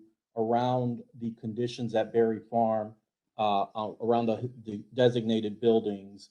I recently received some pictures just from yesterday where the vines are still overgrown on the buildings and really threatening the stability, just the integrity of the structures. The grass is still overgrown and keeps on growing. I'm just wondering, like, does POA have a regular maintenance schedule for this? Because as I understand it, they are the responsible party for maintaining the buildings. It does not appear that they've done anything since last year when we had to bring this up again. So I would, ding that again, please, if you would push them to do some maintenance, but I would also request if it could please be on an ongoing basis and not a having to bug you basis. Thank you. The other issue I wanted to bring up is there was a resident that was on the line who I had spoken to a little earlier, and I helped to register for this month from Kentucky courts, who is concerned because she is seeing the work that is happening at the vacant units, and that's good. We definitely want the units back online, and we want residents who need housing, better housing, to live there. However, she is living currently on a floor that is not conducive to her age and her mobility. Also, she just wants a better unit. Her unit has not been painted, and there's several issues. So there, and I understand the tension here. Like the residents are seeing other units being fixed. Meanwhile, they're dealing with some of the issues that we wrestle with every month on here.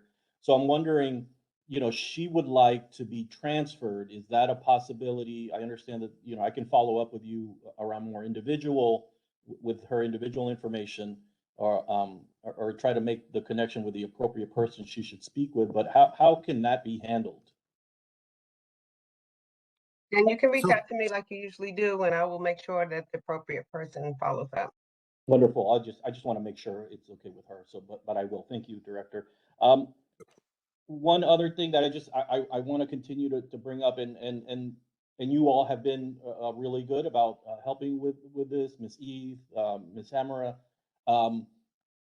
There still appears to be Stay DC money out there that has not come to you all. I'm working with a resident at Woodland Terrace whose check was essentially lost in the mail. It's never been cashed. For some reason, DHS is saying it can't come to you all directly. It has to come to her. She's having a hard time kind of figuring out where it is. It's a significant amount of money that I think, and I would imagine that there's probably other folks in that area. So, I want to make sure that we are capturing all the money that we can to alleviate people's fears of, eviction or anything around non-payment of rent, but then just in general, so you all get the money that is due to you all from these State DC payments.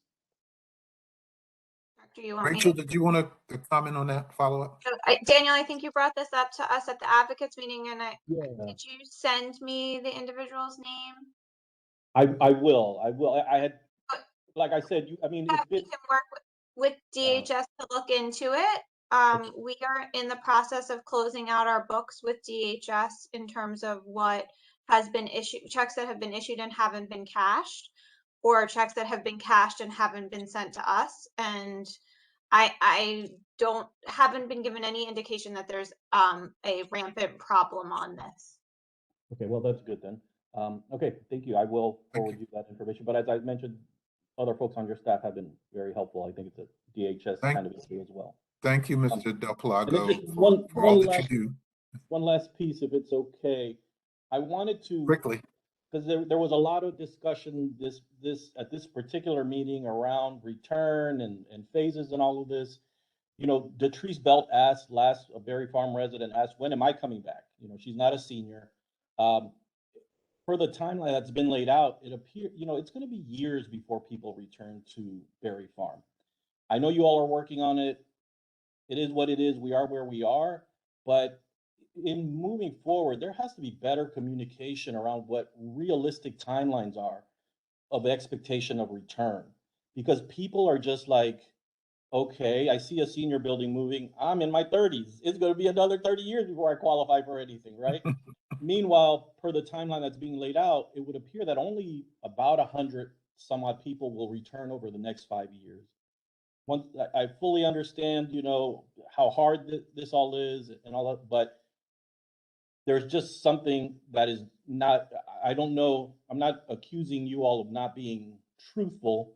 It's just something is off where people were told, hey, you can move out and you can come back, not the timeline when they're going to come back. So I think that's a big issue and something I hear, you know, you guys are going to have a retreat, the board, maybe something y'all can wrestle with as you move forward with demo dispo apps. So I just wanted to flag that and say thank you, and I'll be quiet now. Thank you. Is there anyone else, Alethea? No, that is it for public comment, Mr. Commissioner Skinner. Okay. Okay, are there any final comments from any of the board members? If none, then the next public board meeting will be June the 8th. And with that, I'm going to adjourn the meeting at 4:18. Thank you, everyone, for participating, and we'll see you next month. Thank you.